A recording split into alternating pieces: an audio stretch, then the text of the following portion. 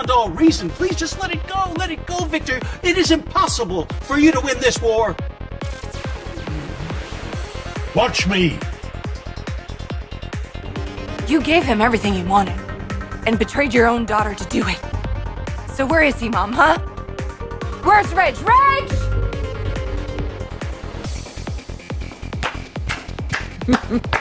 Moving speech, really. Almost Shakespearean, wasn't it?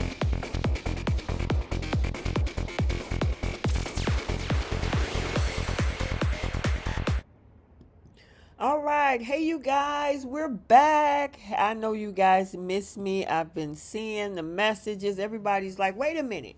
I thought we were supposed to go live on Monday. I'm going to let everybody come on in, and then I'll kind of catch you guys up on what's been going on. Happy Taco Tuesday, everybody. Hopefully you had a great weekend and a great start of the week. I see a couple people have already joined.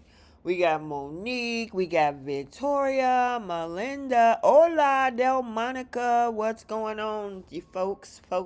How y'all doing? So right now it's me. Bree will be popping in shortly, but I wanted to go ahead and get the show started because I know you guys have been waiting. And I know it's been a crazy 3-4 months. I know we have been consistently on Friday nights, but you know, I'm in a little bit of a different position now. So of course, you know, I'm trying to make sure I balance out my time with you guys and my impending new family life. So, and plus I had the kids in town. They came in on Thursday night and they finally left this morning. So I know a lot of you all, I saw the messages in the Facebook group that folks was like, wait, when was she supposed to do the show? I thought she was supposed to do it on Monday. Girlfriend is all over the place. Jenna called me out. I don't know, Jenna, hopefully she'll jump in here. But yeah, so sometimes we'll plan a end of the year trip, or they'll come in the middle of the summer. So both my kids came from Minnesota and also from Kentucky. So they drove in on Thursday and we hung out all weekend. So they went back. The last one, my oldest, went back this morning. So yeah, originally she said she was leaving on Monday. And then turn around and she's like, well, you know, I think we want to stay a little bit longer. And of course, you get to see your kids, especially if they live out of state. You only get to see them so often. So, you know, I'm like, oh, I'm going to have to tell the Soapies we going to meet on Tuesday. So here I is. All right. We got Melissa Spencer, Ornella, let's see, Allison, Jasmine in the building.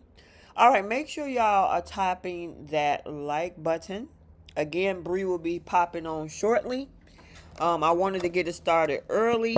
And I mean, we're not going to be doing a 4 or 5 hour show, but I did want to get it started early because therefore, you know, this is the middle of the week. And I know I got working folks in my chat, and they ain't trying, especially on the East Coast. It's already 6:30 down there where you guys are. So I don't want to be keeping y'all up late. You know what I mean? All right. So we're going to go ahead. I'm going to go ahead and top it off. And I'll just be chatting with you guys directly, reading your comments, shouting you guys out until Bree come on. And then we'll keep the show going as usual. So welcome you guys to Soap Corner Talk. I am Miss T. Most of you guys that have been with me for the last 3 years now. I miss you. Oh, girl. Listen, Melissa, thank you. I miss you guys too. And it was a crazy weekend. Boy, if I could do a story time. Oh my God. Maybe when Bree get on here, I might do a quick story time with you guys. Man, it didn't go as... We have fun together as a family. But the activities did not go as expected. Let me just say that. So hopefully I'll be able to quickly give you guys a story time because I kind of want Bree to hear this as well. Y'all gonna get a kick out of it. But at the end of the day, we did get a chance to spend time together. All right.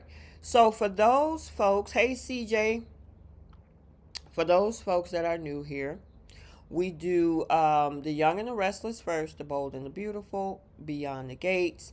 And then we have 4 other segments. Flip the Script, Who's Taking Several Seats, Star of the Week, Pickle of the Week, and the Simp Olympics. All right.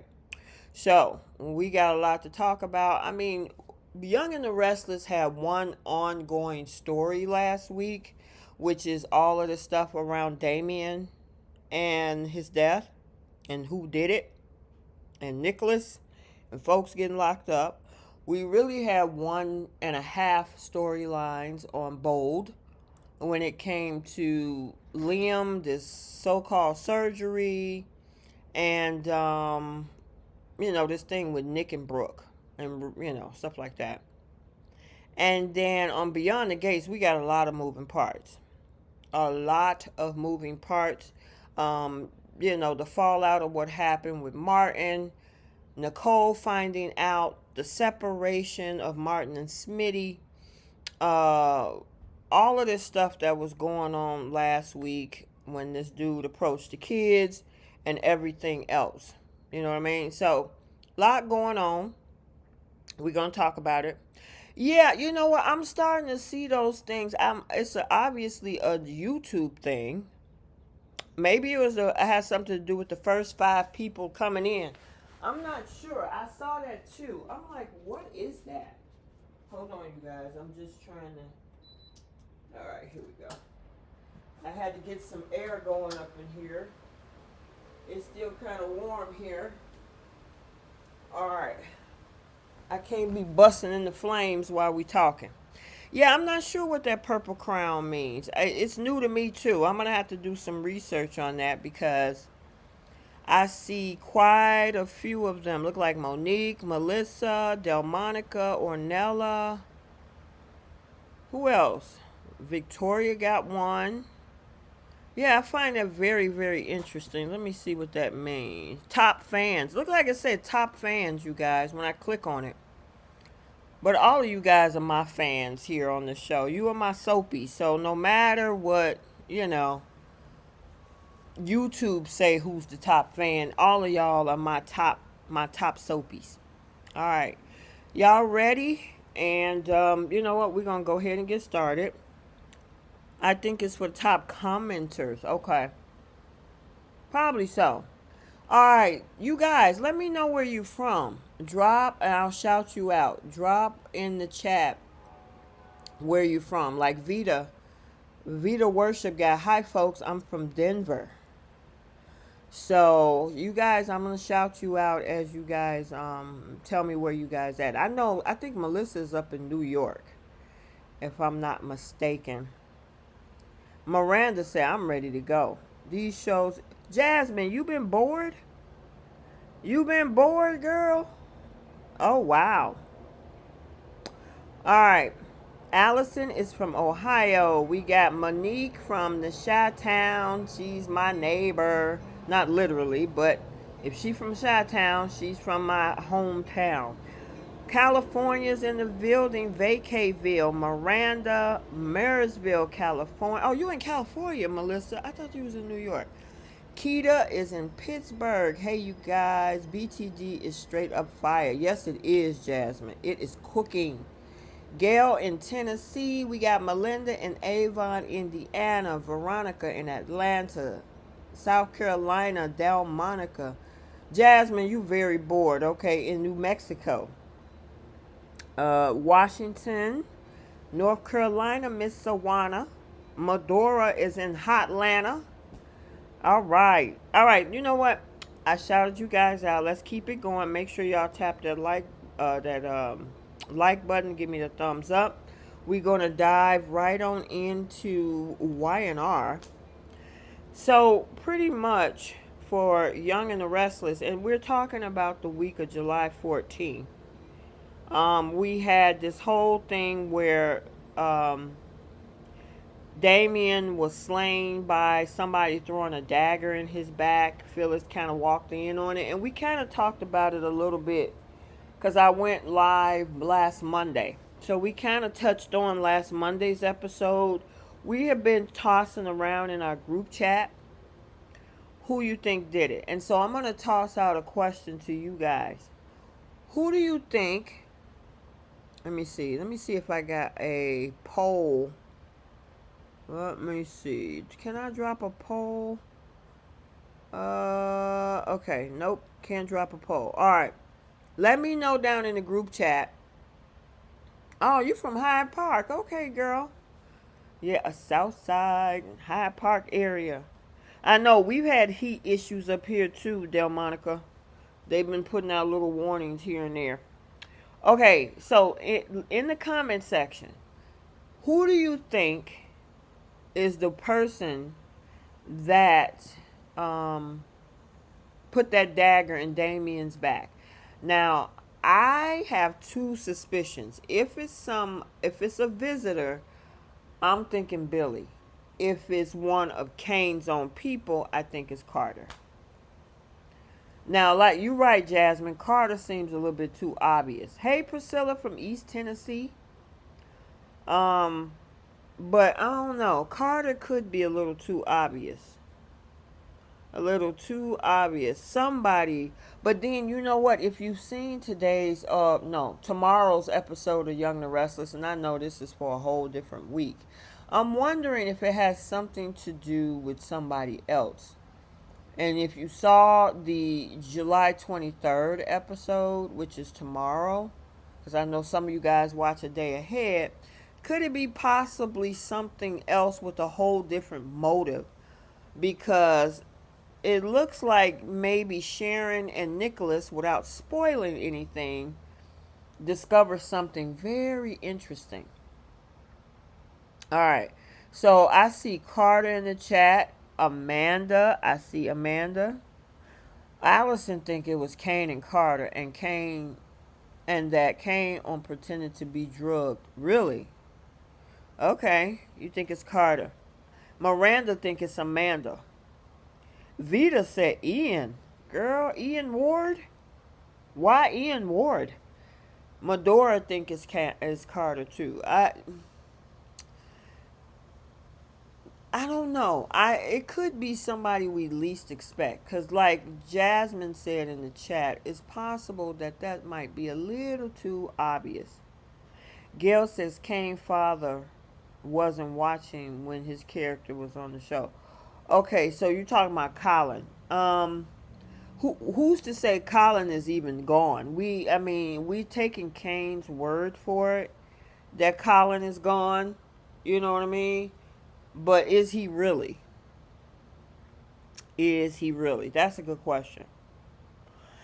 We also saw Phyllis walk in on it. At first she was thinking that it was Kane. And I mean, this whole week has been all about what's going on in Nice. We got Kane hiring Chance this past week. Lily is upset, and Lily is getting on my nerves, and I get it. I mean, you mean to tell me somebody that you purposely was using because you weren't in a couple when you got there to Italy, you think that Kane just got in this jealous rage and decided to take out Damien in that moment? Come on.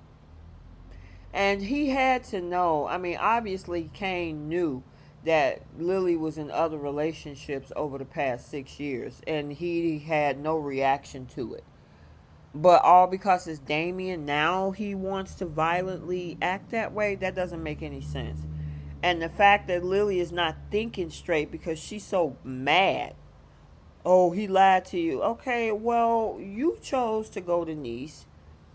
And granted, I think with Kane doing all of this performative work with with building this whole inviting everybody for a big cocktail party and time in Nice to reveal himself, I think that was a little bit much. But do I think the man killed Damien? Of course not. We know that. But for her to automatically assume that, oh, he was just in a jealous rage over Damien, girl, stop it. Yeah, ain't that important. Do you think Kane was trying to flush out the killer? That's why Chance is there. Medora, I that's a possibility. Monique said, I think it's Carter, as well as some say it could be Amanda, but why would she frame Nick? If anything, she would frame Devon. Yeah, that's true. Jasmine, yes, Tristan Rogers is ill. He's not even on GH anymore. You are correct. They have made an announcement. Probably about a week or two ago, I think he's diagnosed with cancer. I think that's the information that came out. The person holding their hand like a hand of a woman, but who? I know a lot of people, other social medias was thinking that it could possibly be Sharon, but I don't think so. Could Lily have done it? Killed Damien? Yeah, I mean, I don't know. I think it. You know what? With what I saw in tomorrow's episode, it might be another angle to this. That's the thing. That's the thing. Jasmine, you call Lily Pooh a drama queen? Absolutely. I heard she's taking Kane back. Can you spell stupid? You listen. Of course, Damien is out the way. Kane obviously didn't do it. And her baby daddy is a billionaire. Do you expect Lily not to take him back? Come on. Once she realized that this man still loves her, he's willing to take Chancellor and give it back to her because of how Victor did her. And he's a billionaire. Her kids are set for the next 2 lifetimes. Yeah, I could see her taking him back. Even though she went through all of that melodramatic nonsense. Lily is full of herself. Please, not the first time she wrongly accused Kane of... She needs to go take several seats. I mean, just the fact that I hate that, well, you know, obviously, Jermaine, what is his last name? Who played Damien, he got other projects and they ended his contract. But I just hate that they had it where this man followed that woman all the way to Nice only to get himself whacked. It's crazy. It's crazy. Could have been Phyllis. I don't know. It would be too obvious. It could be Phyllis, but why? What's the motive? What's the motive? You know what I mean? What's the motive? Hold on. I'm sorry about that, you guys. That's my kids texting. If you hear that little ding, ding, ding, ding, ding. But what would be the motive? Which now takes us to them planting, or whoever the killer is, planting the knife in Nicholas's bathroom. And of course we all know Nick didn't do it. But now he looks suspicious. And now because it happened on Kane's property, he decides that he wants to put Sharon and Nicholas on house arrest. And I'm like, now I think that kind of leads more into the week of the 21st. But, I don't know. Could it be Adam? Adam? But why would Adam? Well, I mean, it's possible. But I thought Adam made it back. Yeah, I hate this for Amy and Nate too, Priscilla. As soon as the guy make amends, get to know his brother, now all of a sudden he's gone. Jasmine said those kids going to be set with or without her. Exactly. Because those are his kids. If something happened to him, her children will inherit a massive inheritance. So, I mean, seriously. But anyway, Carter's not on contract. Yeah, he's a throwaway character. So, it could be Carter. Well, whoever it is that's setting Nick up, Kane decided that he wants to go and put him on house arrest. And it's like, you can't technically hold somebody hostage, but yeah, okay. Let me see. Hold on 1 second. Hold on. Give me a second. Alright, I just had to send Bree a message. But yeah, this whole thing, it's an interesting mystery because I love a good mystery trying to figure out who did it. Carter did say he does whatever his boss tells him. That's a good point, Monique. But unless, let me think about this. So if we go back to that particular scene when Kane saw Damien and Lily kissing, and Kane and Damien went to have a conversation. They were drinking. Kane drunk a lot, and not Kane. Damien drunk a lot. He got a lot more woozier than Kane did. And they took a walk. He was trying to go back. Because, see, remember, Kane was trying to get him to walk. But by the time that they was about to get up off the bench and walk through the maze, the knife came. You know what I mean? So, I don't know. I don't think Kane is behind this. I mean, why bring a character on unless he's going to be short term? And then turn around and write him into a corner with him actually having a murder. That doesn't make any sense. So it's got to be somebody else. It's got to be Kane's son. You think it's his son? Charlie? Delmonica said he did make it back, but knowing that Kane was buying into businesses. That's what I thought. I thought Adam came back. This could be a good mystery. I know, right, Jasmine? If it was decent writers, we most definitely, could have a good mystery. Medora. Michael was crying over Victor again. And then we saw this week that he took whatever nugget he could to have a conversation with Victor. And Victor still was like, yeah, thanks, but no thanks. But that's what you get. If Michael is going to keep bumping his head, then, he going to get smacked in it. I mean, seriously. It doesn't make any sense. It's like, Michael, really? Dude, you thought telling Victor about what happened with Sharon and Nick, he was going to be like, oh my God, yes, I need your help.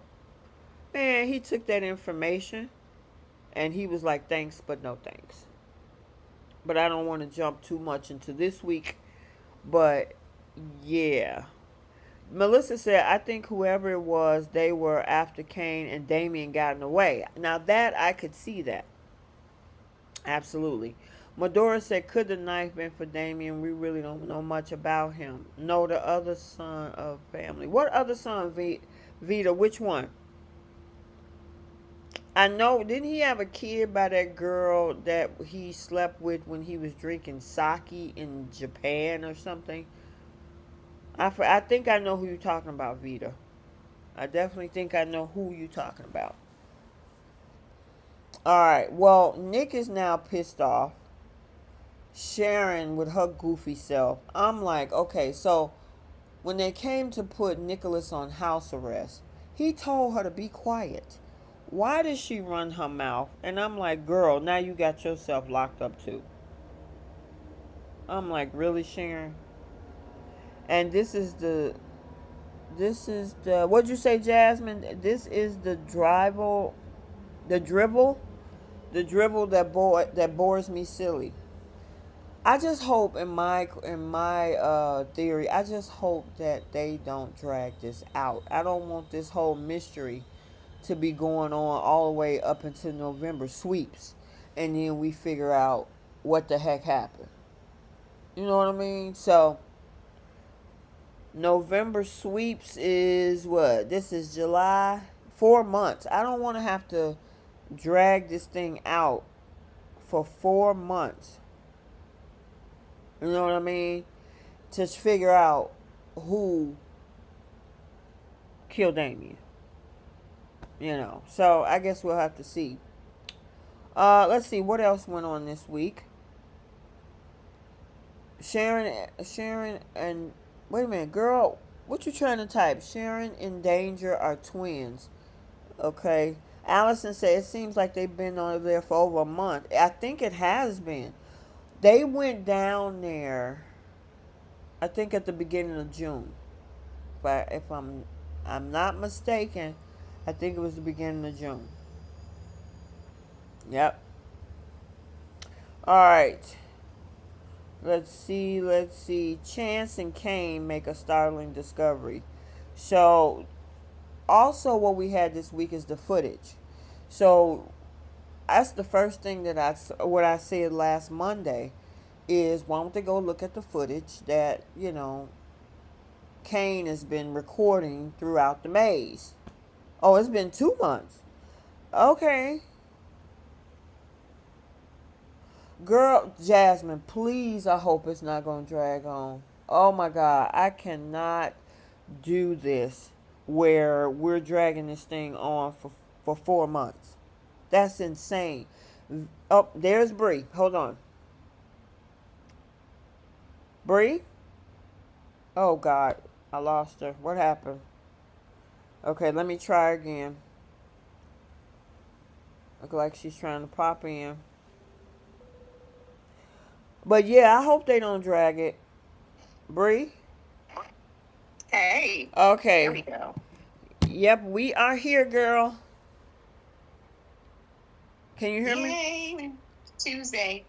Yes, girl. We was just talking about this stupid mystery. Let me get your thoughts. Do you think they're gonna drag it out to November sweeps? Absolutely. Oh, girl. This is YNR. This is what they do. This is exactly what they do. That is not changing. Girl, I just. But my thing about this murder mystery, like, for me, it's not going to be obvious. I don't think so either. You least expect. No. I understand some Go ahead, people Bree. are suspecting Carter to be the one. I don't think he's going to last too long, in all honesty. I'm just waiting for when something happens to him, but I don't think he did it at all. Okay. Did you see tomorrow's episode? Yeah, I already put my voice notes in the group chat. So, did you see what Sharon and Nick stumbled upon?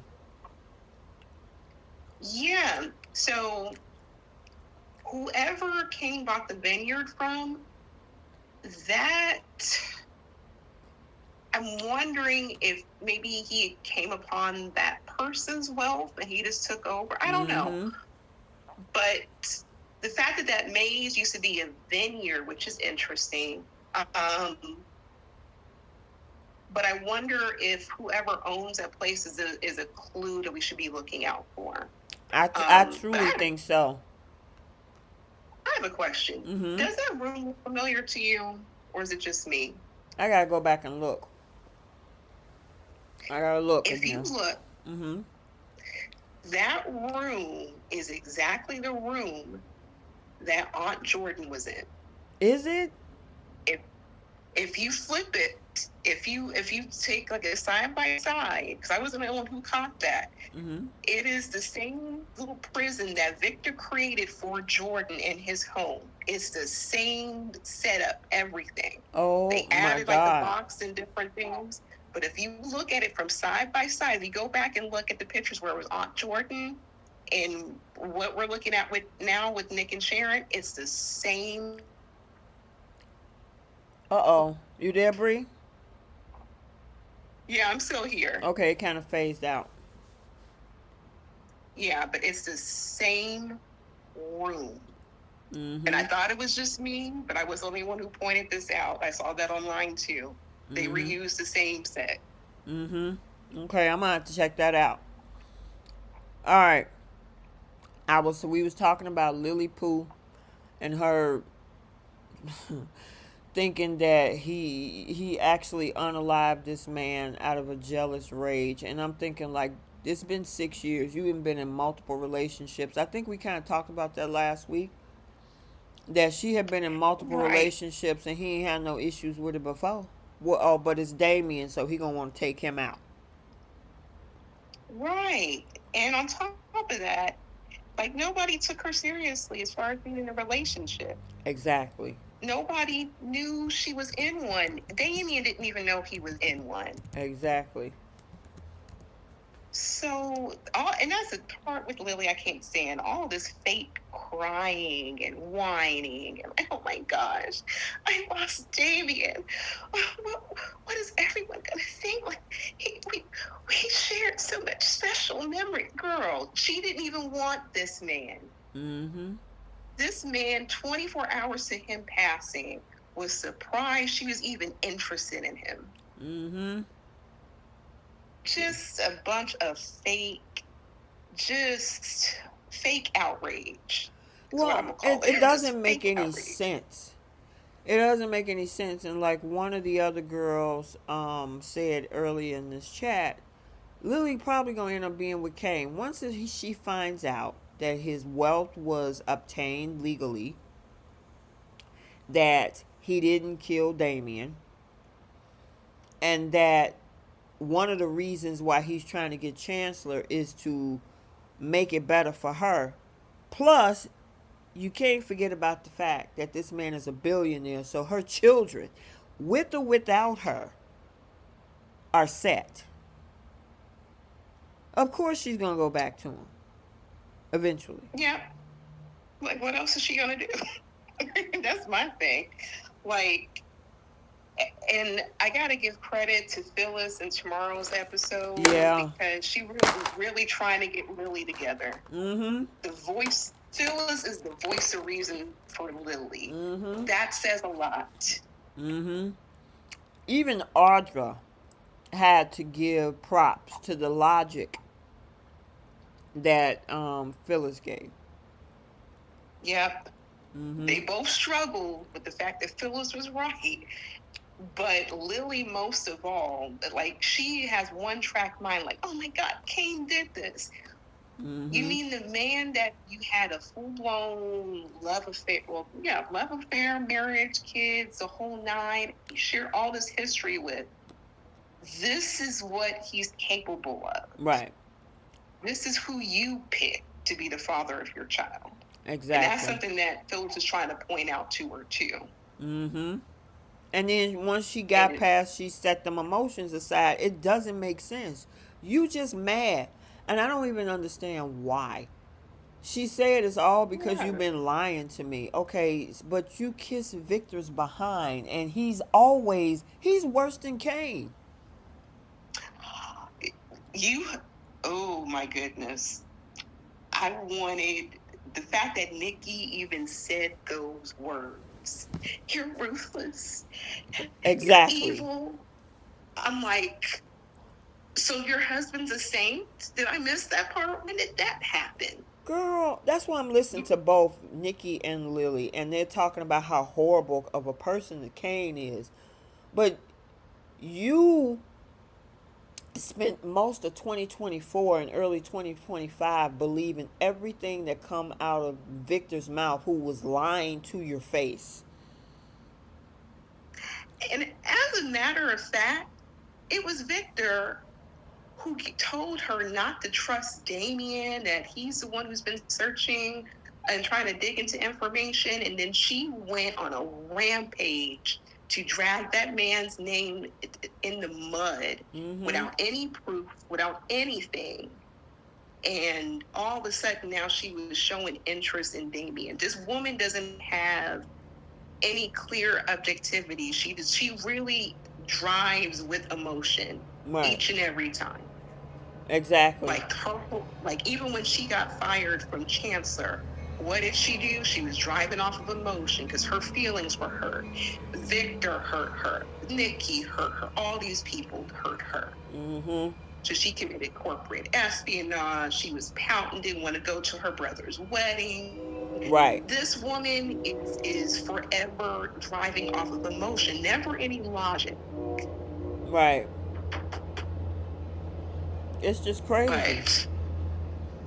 Yeah, but Kane is just this horrible, deplorable killer who's just a liar, and I can't believe anything that comes out of his mouth. Okay, but you can do that with Victor. Right. So, anyway. Yeah. Jenna said Lily is such a victim. She's always in the victim Olympics. Yes. Man, maybe I should make that a new category. We should, because there's plenty of people who could be on that. Kyle can go ahead and throw himself on there too with his cheater, pumpkin eater self. Oh my God, girl, that is crazy. So, might as well go into that because um, I think, I don't think whoever the killer is, I really truly don't think is somebody in this group. Because, like Amanda said in tomorrow's episode, she was like, these are elite people. Not saying that they wouldn't do it, but why? They don't even care about him enough to kill him. They don't.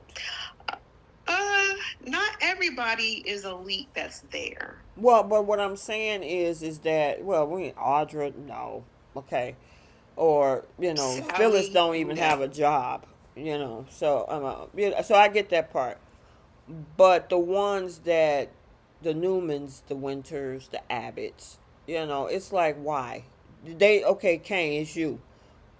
I'm gonna kill you. Please, I'm ready to go home. Now that you done revealed yourself, I'm ready to go home. Why would I risk my freedom to do that? So it has to be somebody else. Now I thought maybe Billy, but from what I've seen over the previous episodes, this man want in. So I don't think he's gonna try to take Kane out because he wants to work with him.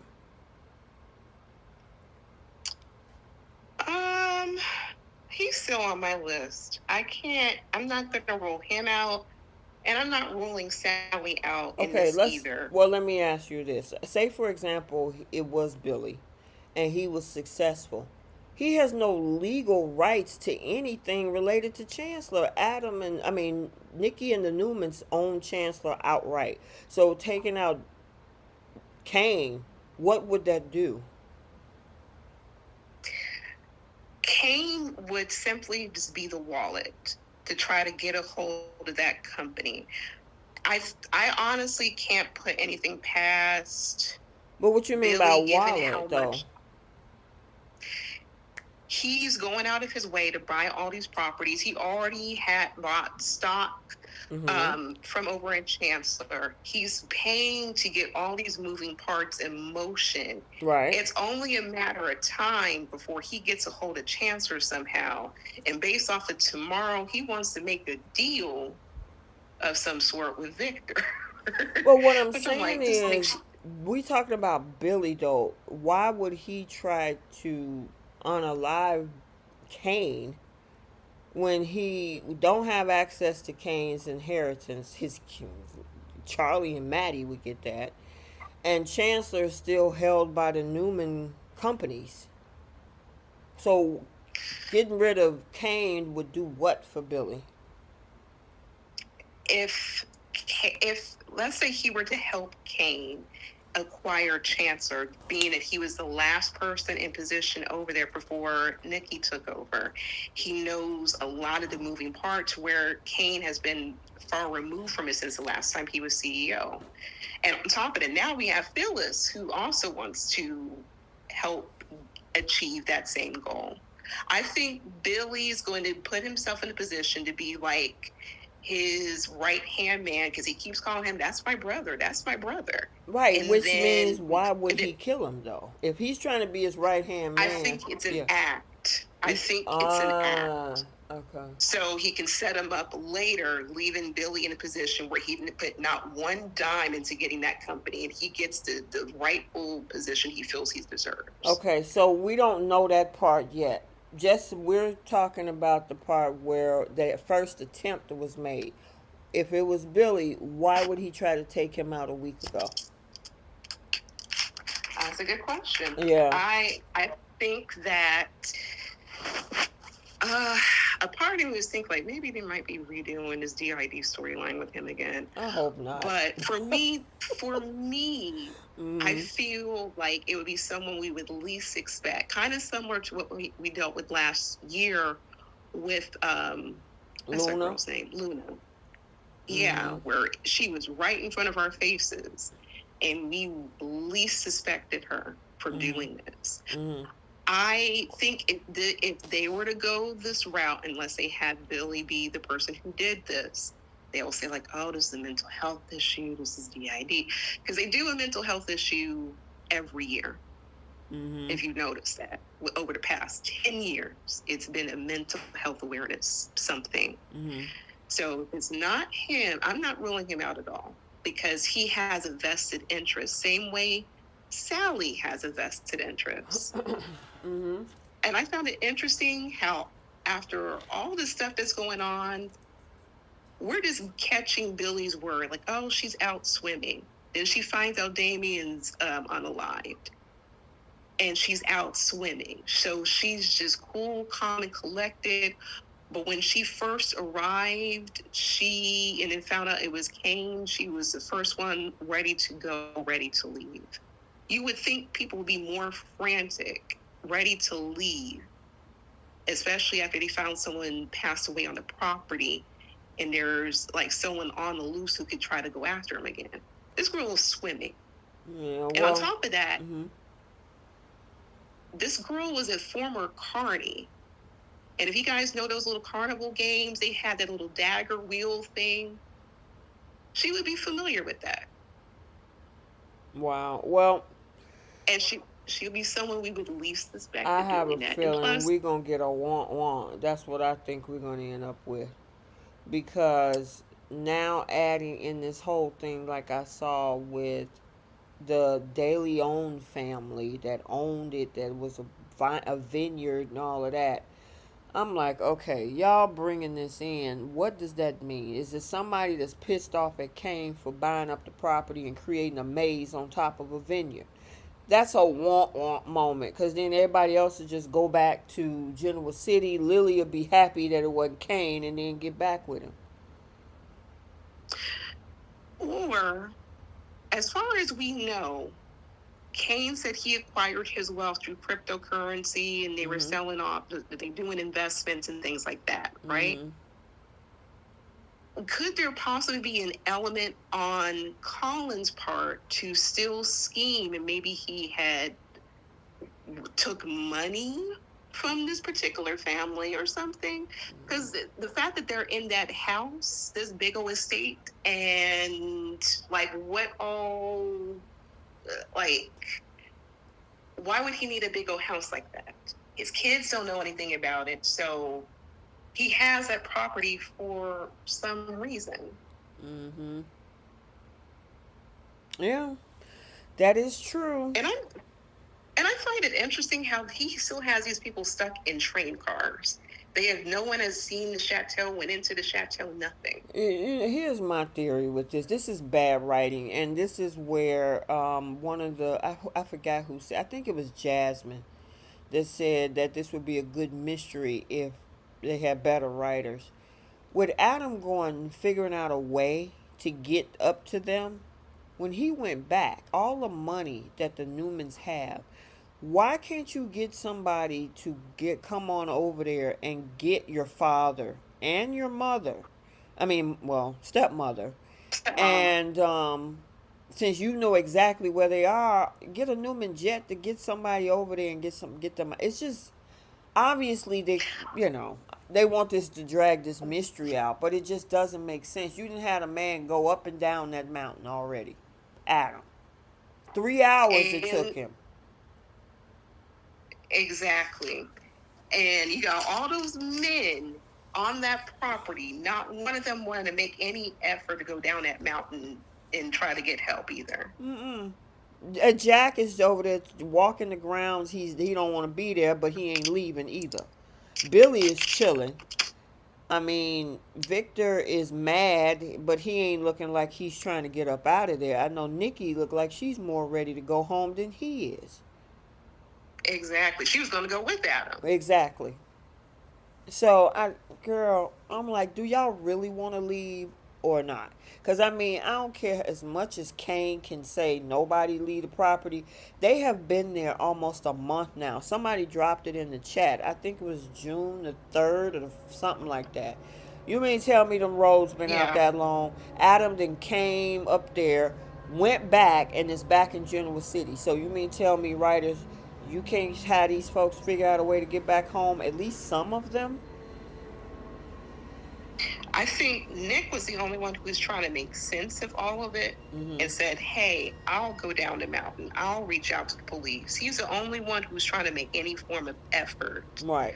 Whereas, and it's like night and day in comparison to Billy, who's just having lunch, sharing his theories, and just relaxing. Yep.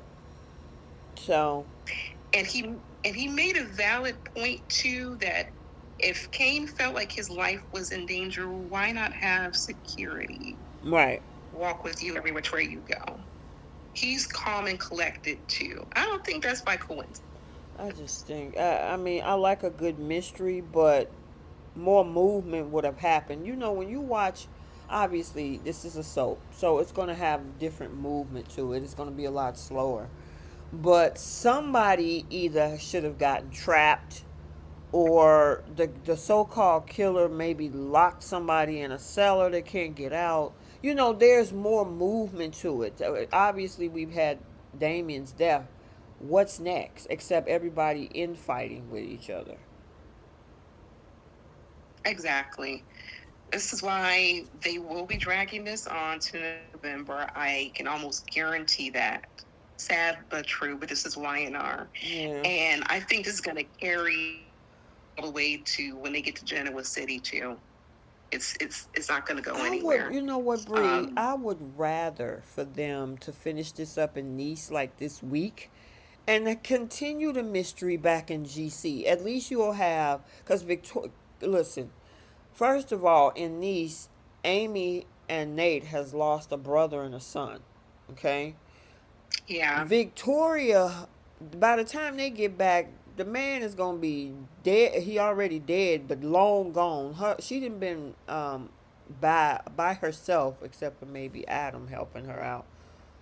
I mean, it's just like and Chelsea. Yeah, get them out of Nice. Let's go on back to Genoa City. Keep buying up the stuff. Holden working his magic behind the scenes. You know, the mystery still going on about what happened to Damien. Let's get the French toast out of Nice and keep the mystery going on in Genoa City. Why not? I mean, what do you think? Yeah. We can wish for that. Mm-hmm. I would love for them to finish this out, but I'm wondering if they're going to drag this out until they cast someone who's going to be the new Colin. Because I feel like, especially since we have no proof that he's unalive, I have a feeling he's going to pop up somewhere magically out of nowhere. And then there was also questions too in regards to Kane's son Sam. Like, where is Sam at? Like, there's just, they have to kind of answer a lot of questions on the way. And plus, this man has already been making moves in Genoa City, and to what end? They're going to have to still kind of tell the story a bit. So I think that they're going to still drag this on to November. Wow. Yeah, well, we'll see, girl. All right, before we move on, go ahead. I was going to say, Gail Lewis, I do agree. It's like the Unalive and the Orient Express. I do agree with that. And then let's finish this up by talking about Kyle and Audra. Now, I know we have a difference of opinion. Because obviously they got to the point of kissing, and then he stopped and called her out because he realized what was happening. And then we also seen over the past couple weeks the beginning of the closeness of Claire and Holden. I mean, obviously he stopped and called it out. I was surprised that Audra, and I think that's moving into the 21st episode, didn't open up about what happened in that room with Victor. Because they went far enough, like you were saying, that she could have used that, but she didn't. Why? I'm curious of why now we got Kyle jumping the gun and jumping in Victor's, and obviously he had the conversation with Nikki, but he kind of beat Audra to the punch because she had a whole conversation with Victor and brought up none of it. she kind of set up a little bit. She told Victor without telling Victor, like, hey, Kyle thinks he has one up on me, but it's all part of my plan. So I'm wondering, I had to actually go back and watch that episode. Because I don't remember if she had a purse or a clutch or something. Could she have had a little mini camera or something in there? Because they have like, remember that little lipstick camera that Will had when he was trying to catch Luna? Like, she could have had something like that, because that's even more incriminating. Because Kyle is given a very sanitized version of events. And at least that's what he was trying to tell his parents. Like, oh, Audra did this. Audra didn't care about this. She doesn't care about Nate. She's been working with Victor and doing this. But everyone on that property, seeing how they both were acting, like there's not much acting in the world. They both were flirting. They both were catching a little bit of feelings for each other. This man was in a whole bath towel. And this right here, I don't care what steps he would have to take to try to prove the point. Did he have to kiss up on Audra, put her on the bed, kiss her on the neck, do any of that? No. So he disrespected his relationship same way Audra disrespected her relationship. Mm-hmm. Here's the thing, though. It's even Steven. With Audra, she can't play the long game because Victor gave her a deadline, and he said later in the night. So if she had anything on a tape or clip, this would be the time to drop that information or say that he kissed me. She did none of that. Her deadline is not next week, 2 days from now. It's within a day. And she said nothing. So that's what I was curious about. You remember that part? Yeah. Now, maybe because I'm going to give her some credit. Because she's aware of how Victor moves to some degree and how Kyle moves to some degree. I think she knew that whatever Kyle was going to say was going to go through one ear, out the other. It's going to fall on deaf ears when it comes to Victor. He wants solid proof, something he can throw in Claire's face. That's why when she didn't spill out and say, like, oh, he kissed me, he did that, that was going to be his word versus hers. And Kyle could have easily lied and just to cover his own butt. Because he didn't want to tell his parents. He didn't want to tell, because he could have told Victor all of that. Like, I went to these great lengths to do all this. But I think she probably caught that on camera. I was thinking maybe Kyle might have, or maybe Kane might have had the cameras in the train car. Something that's going to show where it was caught on camera doing that. But she said it was all part of her plan. So I'm curious to see what she has up her sleeve. Because if she's trying to secure things, that's the proof that she's going to need to give to Victor at this point. Well, she better hurry up. The clock is ticking, or they done. That's why I'm wondering. Well, the thing is that the company is hers. Because she had, remember that scene where she had like her contracts written up and everything for lawyers look at it, so he can't just strip the company away from her. But he was funding it. If he stopped putting money in it, she's going to have to come up with her own funding. Or meet a new investor who was already interested in her brand. Like who, Kane? Kane invited her for a reason. Mm-hmm. And now that we know that Kane wants to go after Jabot and basically all the other companies, he could easily put money into that company just to try to take out Jabot or be on the same level as Jabot. Yeah. Well, I would rather for them to go that route. Yeah. I would rather for it to go that. I would love for that too. Yeah, I would rather for it to go that route. Yeah. Priscilla said, I think she's just stalling. She ain't got nothing on Kyle. That could also be a possibility. And the thing is, I was laughing at Kyle this whole week. Like, because Audra didn't confirm or deny anything. That's one. Two, he telling a whole sanitized version of events. And three, when he confronted Victor, like tomorrow's episode, it didn't do nothing. It did nothing. Even Tuesday's episode, he's like, I need to talk to you. He's like, no, I don't I don't care to speak with you. Like, his dad said, hey, this is not a battle that you want, and you would think his son would listen to the man who's went toe-to-toe with Victor for decades and was on the losing end of those battles. So what was Kyle? Victor's not even remotely worried about Kyle. And what is Nikki gonna do? We seen the people who've seen Wednesday's episode. She does exactly what she always will do. So confronting the Newmans did nothing. What you said did nothing. I'm like, he'll learn. He'll learn. Because at the end of the day, it's a two-way street. That girl is still going to want approval from Victor. That's not going to change, especially after she just lost her dad. He's going to be more of a father. She's going to need him more as a father figure now more than ever. Well, we'll see, because I have a feeling that the writers are trying to cook up something with Holden and Claire. So, yep, we will definitely see. All right, we got to move on to Bold. Move on to Bold. So, this week on Bold, it was pretty much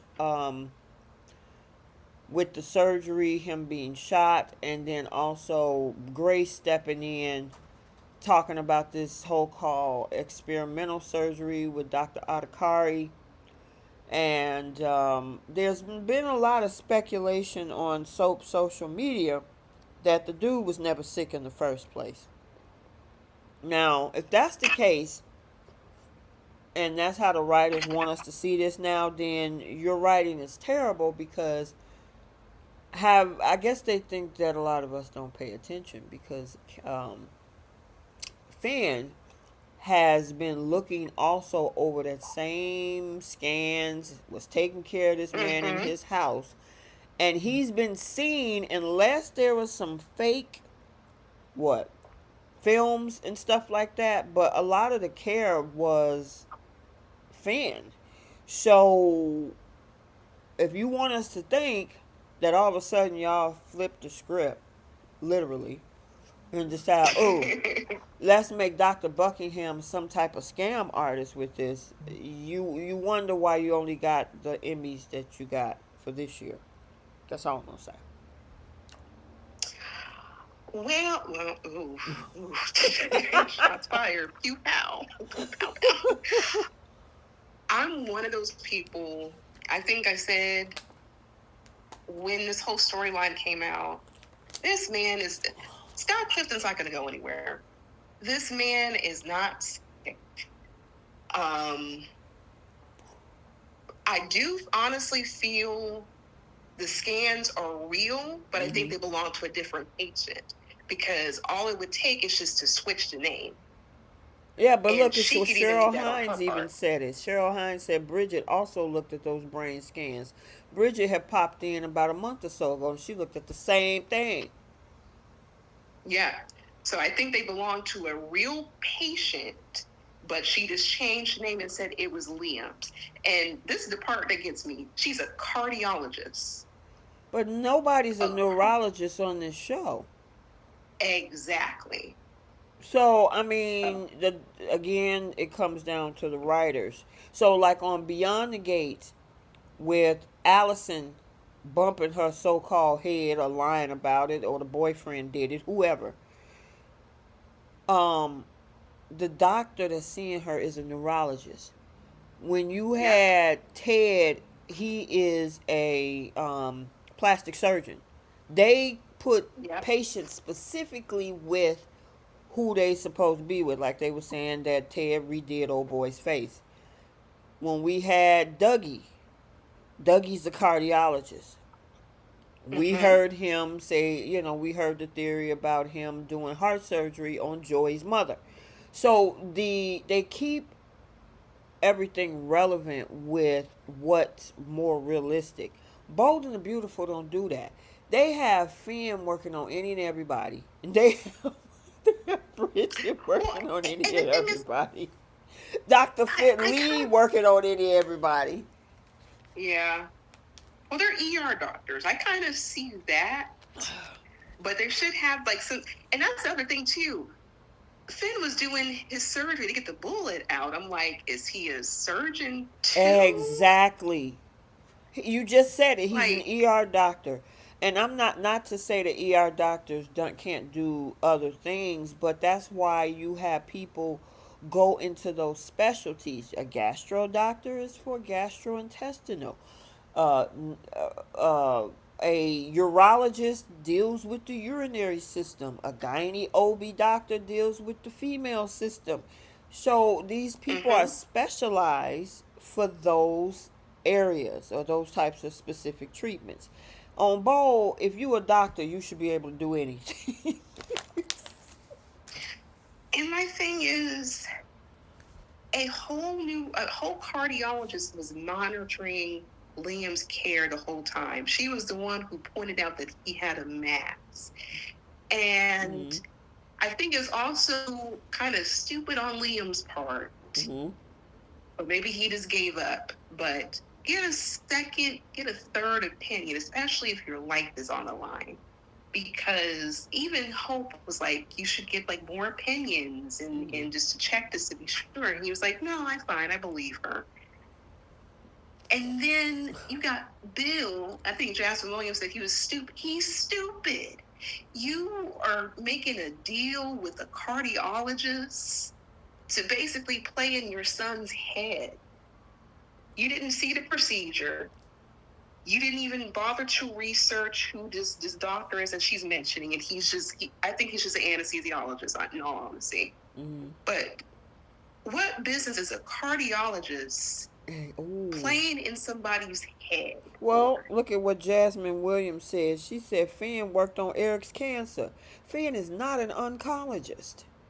And that's the other thing too. If it's a mass and it's unoperable and he has cancer, because they said it was cancer, why isn't there an oncologist? Like, the fact this right here, Bad like, they could writing. have made Bridget bad writing. They could have made Bridget an oncologist. They could have said Lee had specialties in such and such. You have doctors, but like, what do they know how to do? I think the last thing I remember with Bridget, that she was an OBGYN from years ago, because she messed up Wow. Taylor's pregnancy. But that Wow. was a long time ago. But brain cancer requires a lot. And the fact that this man, especially, and this is my question for Finn, this man drove from the hospital to go to do the daddy-daughter dance after a major injury. Girl, did you And see he's what like, oh, Sharon he's such... said? She What said did she Finn say? can do it all, even sell insurance. He could do it all to protect his family. But he was talking about how he do Liberty Bibbity. That's as much as he can do. Anything outside of a profession, he can't do much, because his wife has to give him permission first to do so. Mm-hmm. Oh, Jenna said, now I'm suspicious about what Grace and what she told Taylor. Does Taylor really have broken heart syndrome? Okay, thank you, Jenna. That was my other thing I was going to say. I can't trust anything out of Grace's mouth. And she sounds like she's either helping her ex-husband because $1 million, that, like, and then you take something, she took something out of Liam's head. We don't even know if he even had a mask to begin with. Girl, she probably, listen, if this storyline is going where I think it is, and that this man never had a tumor, he just have headaches and memory lapses from all the bumped heads that he had over the years. Uh-huh. All she probably did was took a scalpel and scraped the side of his head. That's all we saw. Yep. Or whatever she did, I'm wondering it's going to alter Liam's character. You know, like if she was playing with the wrong things. Remember, she knows the heart, not the brain. Mm-hmm. What if she had made a mishap or a mistake and they're painting him as a hero and a good guy? What if they decide to use this to change Scott Clifton's character? Oh, girl, I have no idea. I mean, when he came through, like what we saw in today's episode, he seemed like his goofy, bubbly self with them kids. Who knows? Maybe something would flip in his brain. I just honestly think that they didn't know where to go with this because the fans, from what I understand, a lot of people did not like this storyline because it reminds them of the whole Eric thing in 23. And even myself, I was like, why are we doing this again? And then we had Catherine Kelly Lang come on talking about, oh my God, the month of June is going to be so heartbreaking. I mean, who want to go through that? Go ahead. Right. And then Scott Clifton, he did an interview with Michael Fairman, and you guys can probably look on that on his channel too. He said they are not repeating the Eric storyline. Liam's not going to receive a miracle cure. I didn't understand what that meant at first, but now what we seen this last week and this week, there's no miracle cure because there was nothing to cure. That's how I'm taking it. Here's my thing, Bree. Why take us through all of that? I mean, this man thought he was dying. He ain't gonna have no time with his kids. He took forever to tell his daddy and his brother. We had this whole thing with Carter and Hope was like, oh, I love you. And I mean, all that all intertwined in this Liam thing. Only for this man not to be sick and that Dr. Buckingham is scamming. Exactly. It's like they are giving us a break from the Luna thing, and now we're getting a whole different type of criminal. Exactly. I guess we gotta have some type of villain, right? Yeah, but it makes me wonder, like, what's Grace Reed's? Because she's being threatened that whoever's on her phone where she's calling, or that person's calling her back and forth, she owes somebody money.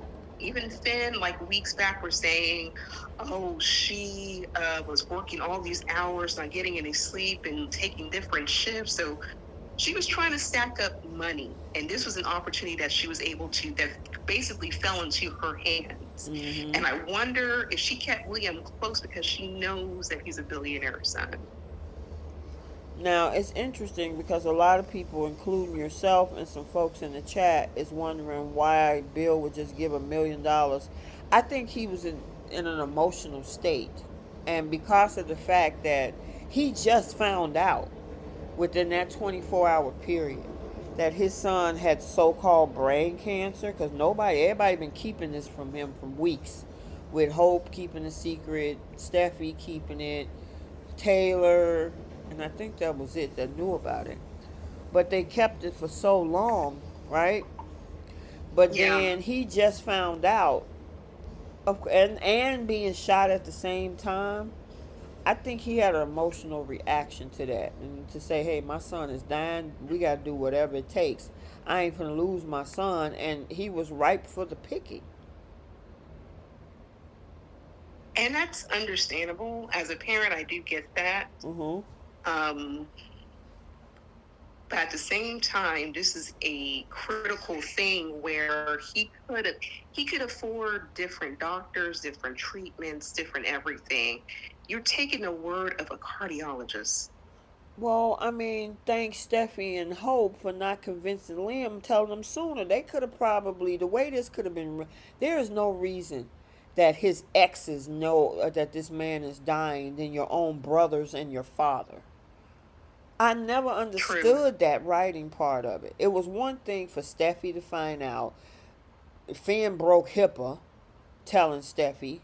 That ain't none of her business unless Finn, obviously, I mean, Liam agreed to it, which eventually he did. But his exes knew about it before his own father and his brothers. Bill maybe could have had enough time to try to figure out what was really going on with his son. Cause just play it out that way. Say for example, he's like, you know what, I'm gonna send Liam off to wherever, we're gonna get my own doctor.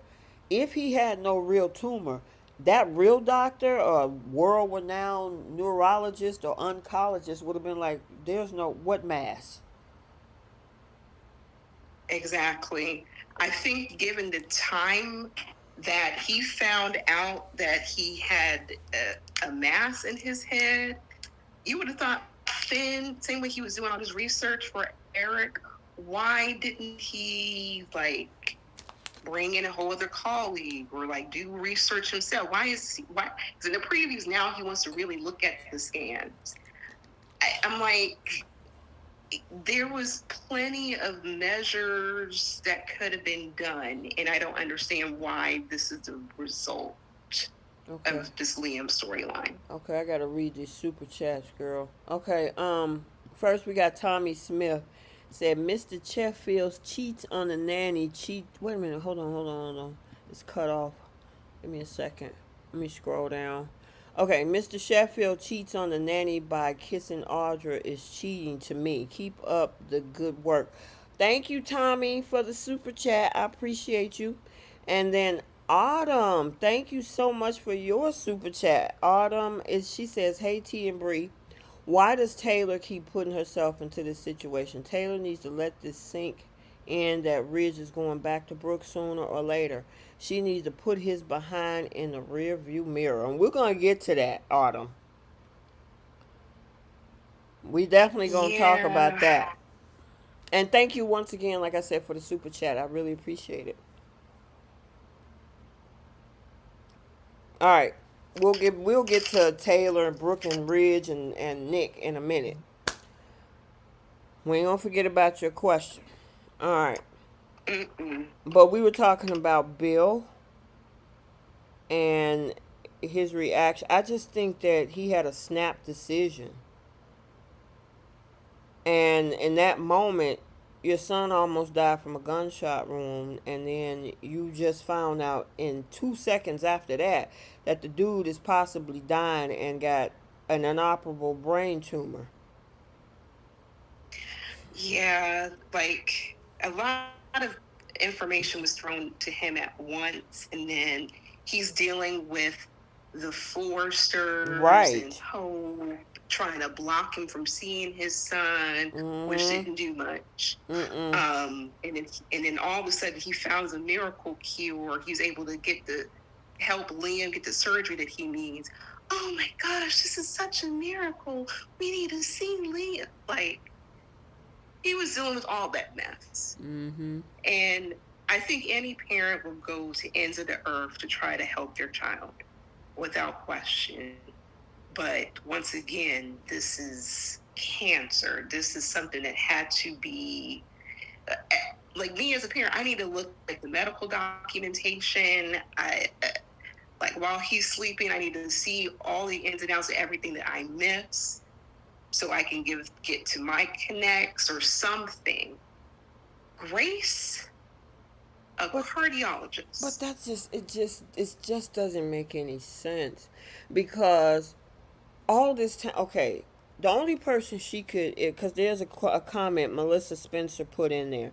She said, T and Bree, I think somebody kidnapped Grace's daughters, because on one call she said, I have to get the money, now let them go. Okay. Here's the thing, though. When this whole storyline started out, who gonna come up with $1 million? But Bill. Right. Steffi wasn't gonna give it to her, and Hope ain't got no money. She just got her job back. Nobody else knew about the cancer. So how was she planning to play the long game with this? It took Bill, what, 2-3 months to find out? But if you remember, I think it was like 2 weeks back, Grace was really pressing Finn to have Liam go along with the treatments. I think she was trying to set something up to present to Liam, say, hey, I found the cure, we can try this. It just so happens Liam was already in the hospital, and, you know, she was able to get Bill in an emotional state and say, like, hey, I can save your son. You know, it's going to cost $1 million, but I can do Girl, it. I think this is a Hail Mary script that they added late in the game, because the treatments that both Finn and Dr. Buckingham was talking about was chemo. They was talking about it could affect the quality of your living. It might extend your life a little bit longer than what you do without taking the treatments. Surgery wasn't even on the table until this week. And I don't think I feel like there's been rewrite after rewrite. Exactly. They didn't know where to go with this thing. And Bold normally does that. They get into a storyline and then, like, okay, we'll just throw stuff up at the wall and we'll see what happens and see what direction to go. And if anybody want to throw something in, we'll go that way. I mean, because it doesn't make sense. You have a surgery now, but you were telling this man we can only give you some type of chemo treatment, take the drugs, it'll extend your life. Which one is it? I think they were even trying to rewrite how they were going to do the Luna storyline. Exactly. And how they're going to exit her. You can tell that there's like something about it is very disjointed. Right. Each week we were seeing, well, actually, yeah, for like 2 weeks straight, we would see the same characters in the same clothes, and they were dragging certain things out, and it didn't feel like things were progressing. I think they were still in the midst of trying to figure out, what direction to go in. Yep. Because all of a sudden now she's this person that, oh my God, I need some money. Okay. And I guess they were like, oh, we can do this. Let's have Dr. Buckingham run a scam. I'm like, yeah. Do you think, because I don't think it's Paris, because Paris, for all we know, is still with Thomas. And we know Thomas has some money. It would have to be the other daughter or something, right? Right, because Paris is supposed to be engaged to Thomas Forrester. So who would have, unless you're talking about Zoe? Zoe's kid? Yeah, that was. Yeah, like, because remember Reese, before he went to prison, he owed people money and everything still. And they was threatening to kidnap Zoe at the time. You are absolutely correct. Yeah, so maybe they got a hold of her and now they're trying to threaten Grace. But I would have figured she would have made more of an uproar or contact the police or something. Something is just not right with all of this. Yeah. And to me, I mean, granted, if we stay at the storyline level, yes, something is definitely off with Dr. Buckingham. At the writer's level, yeah, they're off too, because they're throwing stuff at the wall and they just pivoting to whatever they think can work. Because when everybody got pissed off that they didn't want this to be some miracle cure storyline, then they like, ooh, well, let's make it kind of sinister. We're going to have where he never had a tumor at all and she was just scamming for money. I'm like, okay. I mean, that's just my thought. I'm not saying that's a spoiler, you guys. Just my speculation. Yeah, we're speculating because they're not giving much us to go off. Right. And this is July sweeps. So I think the highlight, I guess, for sweeps is Luna coming back in September. Exactly. So that was, and they blew the whistle on that. We found about that last month. Right. So as far as we know, storyline wise, Luna's gone. Liam saved the day. Liam is magically cured. So what's next? Yeah, what's next? And him falling in love. It's one or two things. we're going to end up with a triangle? Because I'm assuming Jackie, maybe she's just going to have her on screen through this pregnancy. Because, I mean, I would think she would still be out by now. She would have been out by now, but maybe not. Oh Um, yeah. and then we have yet to hear of any announcement of her pregnancy. And I mean, of whether she had the baby or not. So, I don't know. I just said, well, we'll hear it when we hear it. So. Yeah, I'm wondering if, because depending on how far they film ahead, I mean, we saw in June that they're already filming for September. Right. So That's they're 3 months. very far ahead. Yeah, and I guess because they were trying to still film in that studio before they leave. Right. So that would make sense. So we're probably going to see her up until a certain point. Mm-hmm.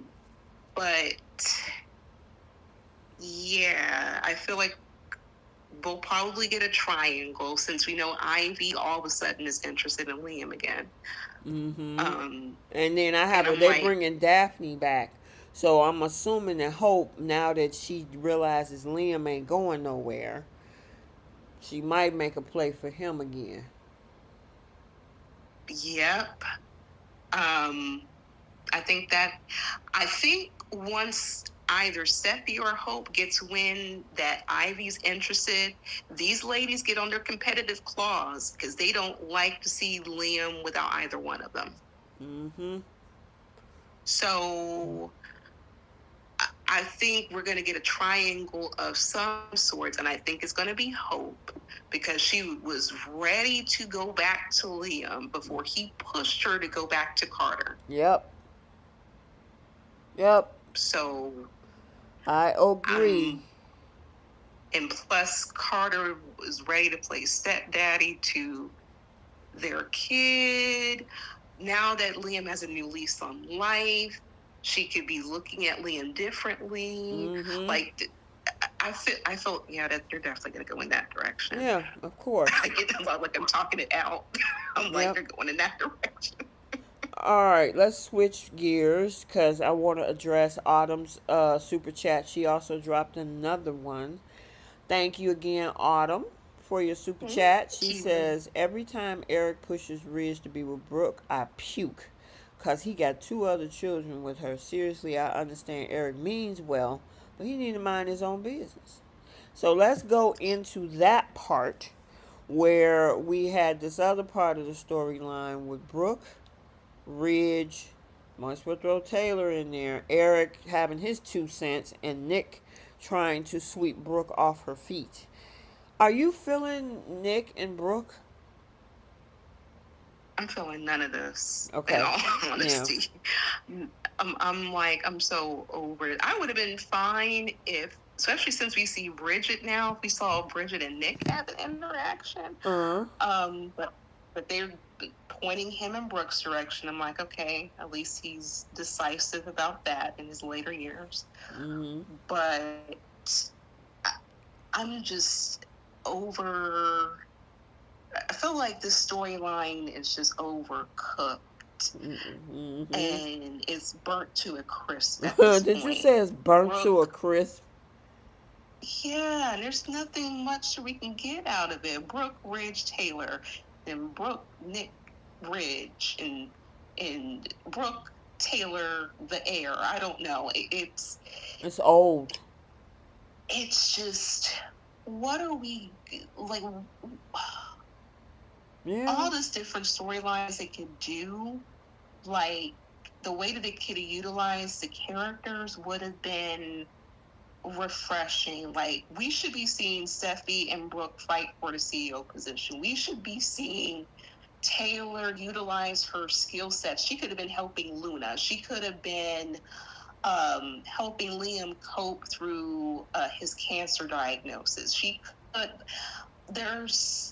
And Ridge could have received a brain transplant. I don't know. Anything but what we're seeing. Like, we also could have seen Hope and Nick bond more, since he was going to be more of a father figure for her, and saw that contention between him and Deacon. There's just different avenues that they could kind of go in with some of the characters. Actually was hoping that they could have made a little something happen between Finn and Bridget. I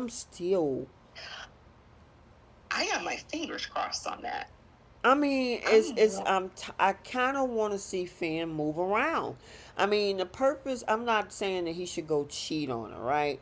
But what I'm saying is that, the soaps are known for, people moving around, right? Finn has been with the same person. I guess he's typically the protagonist right now, even though he looks weak. But, he's the protagonist in this storyline by sticking by his wife and being faithful, and that's great. I just want to kind of see, if they decide to break those two up, who would he vibe with? And I think they tried to test that out with Hope last year. And you had some people that was, they was kind of wondering how that was going to be. But I kind of I would like to, but Bridget, obviously, Ashley is not on screen as often, so. Well, she's getting checks the other which way. She on other shows Right. and everything. Right, she got other stuff. I want them to bring Bridget on full time. And writers, we know you listen. Bring her back full time, because I think she's able to relate to Finn in a completely different way. She's been, knee deep in all the scenarios that's been going on between Luna getting a pow and Liam going through what he's going through, and they both want to get to the truth as far as what Grace is up to. Like, she understands the ins and outs as far as, the Forrester family and what his family has gone through. Like, there's so much room for them to kind of put these two together. And that would also be like a new threat outside of Hope for Steffi, to kind of, I hope, change her tune a little bit for how she treats her husband sometimes. But I would just love Bridget back. Even, like, if it's not with him, like, we could have saw something with her and Liam too. Like, mix things up a bit on this show for once. Like, she could be utilized to, like, a great, like even put her with Bill. Like, mix things up, but I think her and Finn would be a better fit. And plus, he could be venting to her as, like, non-judgmental, but understands the moving parts, where Lee was trying to get him to open up about losing Luna and he couldn't do it. He could do that with Bridget, and that's how they bond and have a closeness. There's just gotta be more than what they're giving this season. That's all, writers, if you're listening. We know you are. Right. We know you are. Thanks again, Autumn. She dropped another super chat. She said, why can't they ever make Taylor have a new man? They always have to have Taylor pining for Ridge like he's some sort of prize. I want to see Taylor have a man of her own. That would be nice. Thank you, Autumn. And I would say, since Taylor has been a part of the show, no matter who plays her, she's had Ridge for a better part of her life. And I feel like Brooke has had him for the last part of his life. Like, so they've equally had this man. It's just neither woman refuses to let this man go. They both said, hey, this man is it for me. I don't want anything else. So then they both are going to have to be sister wives and share. That's how, because Ridge is not going to make a choice. Yeah, and Eric, I don't know. You smile in that girl's face because Taylor called him out. Yeah. Eric Eric, she was And like, he was like, Ridge. of course not. I mean, I respect you. And then you get up in that office in today's episode and talking about if you had a brain telling Ridge you would be with Brooke. Man. So I'm assuming because he's with Taylor that he's just, I mean, empty headed because of that. I mean, he got some stupid decisions, but you know. But what I don't appreciate with Eric is in one breath, oh, I adore Taylor. I love Taylor. She's a part of this family. She's wonderful. She's great. And then you tell this engaged man, oh, you need to leave her and go with Brooke. Right. You're wasting your time. You're doing such and such. Yep. Like, the disrespect. I know, right? It's like, I And mean, I'm go glad ahead. Ridge called him out. I'm so glad he did that. Yeah, but how long is that gonna last? Yeah, I know. I just wish they get Taylor out of the romantic, you know, scenario. Get her into a different capacity.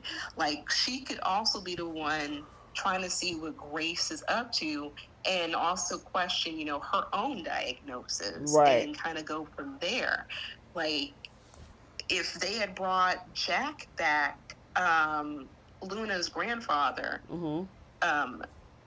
they could have had like something to bond with, where as of right now, Taylor just sees Luna as this terrible person. She did terrible things, but Jack could be painting Luna in a different light, and she could try to help Luna when Luna comes back, of course. Help Luna in a different capacity. Like, there's things they could utilize Taylor for, and it just sucks that they threw her back into this triangle. Yep. And maybe they're trying to figure out what to do with the character. It's not even the actress. Actress is fine. It's just the actress is very talented. Just give her something meaty to really work with, outside of it being a romantic connection all the time. Yeah, it's always the same thing. Like you say, no matter what Taylor it is, whether it's Hunter Tylo, whether it's Krista Allen, whether it's Becca Buddick, it's always the same. I'm pining after Ridge, and I'm stuck in this triangle with Brooke that's been going on for 3 decades or more. I feel like the actress who Krista Allen definitely gave that Taylor character a little hint of something, because she was giving Brooke a run for her money. I agree. And it was just different portrayals of Taylor. Like I understand everyone's going to have their different take on him. I would just like for this new Taylor, if we can get, her, utilizing her degree where she's actually helping people struggle with. She could have helped Liam. She could have helped, I don't know, anything but this doggone triangle. Right. I agree. I definitely agree. So, because I love the Taylor character. I just hate that they've done this to her throughout the years. Yep. I agree, girl. I'm just like, I'm sick of it. Y'all keep bringing. Then you had that girl come back here in September talking about, oh, you know what? I don't need a man to be happy. I could care less about Ridge. He the one that gave me broken heart syndrome. I'm just here to be with my daughter. And now, what? Almost a year later, you're back in the same position. And my thing is, it should have been a warning flag for Taylor when that whole thing went down with the company being stolen. That Ridge just flew over there to her coming out of a relationship with Brooke, like in a nanosecond. Like, wait, dude. So you're all in with me because you mad at her. And she just rolled with it. She had to realize when the dust settles, which probably is coming up pretty darn soon, that she gonna be right back by herself. Yeah, and that's the last thing that I want for Taylor and Jasmine. That's another point too. Jasmine Williams said Brooke was still begging right at the last minute, and it's Yeah, she sickening. put that ultimatum on the table today. And I'm like, she's been begging for almost over a year now. Right. Almost a year now. Let me say that. Mm-hmm. Just both of these women are begging this man. And at this point, they can create a schedule. You get him Tuesdays and Thursdays. I get him Mondays and Wednesdays. And we get breathing room on the weekends. At this point, the begging is just not cute on either of them parts. Like, even the daughters are looking at them like, what are you doing? You both deserve better than this. And but at the same time, especially Steffi, oh, you need to fight for your man. You need to fight for the after 30 plus years, Right. he can't make a decision. Exactly. He's CEO, but he can't make a decision for his love life still. Yeah, I mean, He knows these women inside out, but not enough to make a decision. I see people in the chat talking about how bad this is, with Brad Bell in this writing with this. Because are you looking forward to the Italy week? Only thing that's going to be is a reuniting of Ridge. I forgot about it.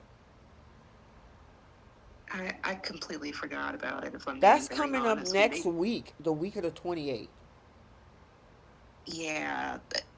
Only when they bring it up in the storyline is when I remember. And Girl, it's...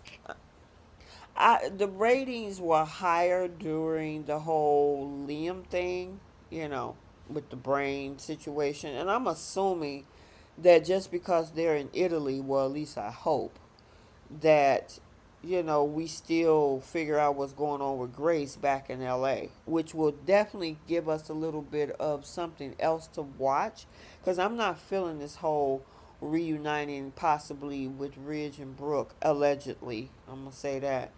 And Nick going over there, and what? Why are we doing this? It's not interesting. Because we've seen it time and time again throughout the years. So people who's been watching the show for years. Like, as a matter of fact, on the Bold channel on YouTube, they're going through season 18, season 19, and it's the same storyline of the four of them. Wow. Yep. So I don't know. I still will, of course, I'm gonna cover it for you guys, do the recaps and all that type of stuff. But am I actually feeling it? We'll see. It's up in the air for me right now. I'm not really looking forward to it because it's just overdone. It's tired. These two women have been in competition over Ridge for way too long. So we just need other people to focus on.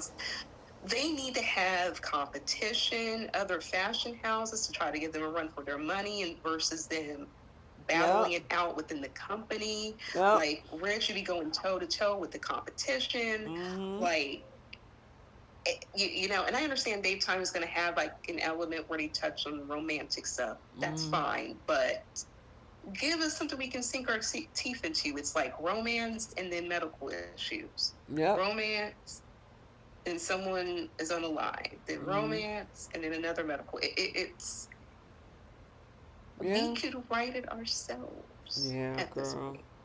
Well, we'll definitely see. I'm gonna move on to BTG. Yes. Because we had a week of all of this stuff unfolding with Martin, including what happened with, what is that guy named? Kenneth.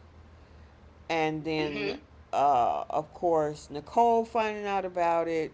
This whole thing with Joey and what's her name, Vanessa. The separation of Martin and Smitty. The kids being approached by Kenneth. This whole thing between Allison and Chelsea and the other girl, Madison.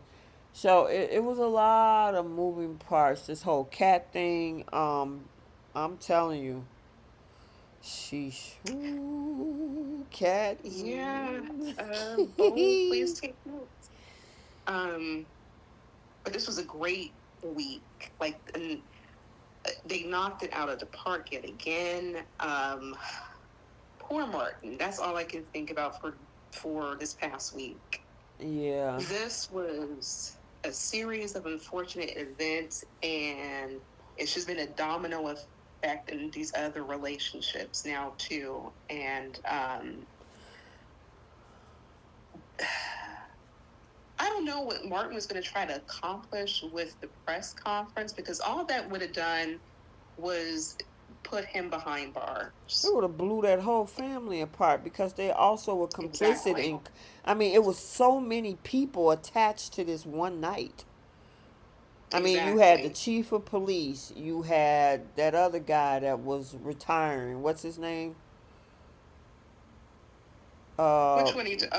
um, Jacob's fine daddy? no, Jacob's partner, Oh, Malone. Malone, his dad, Elon.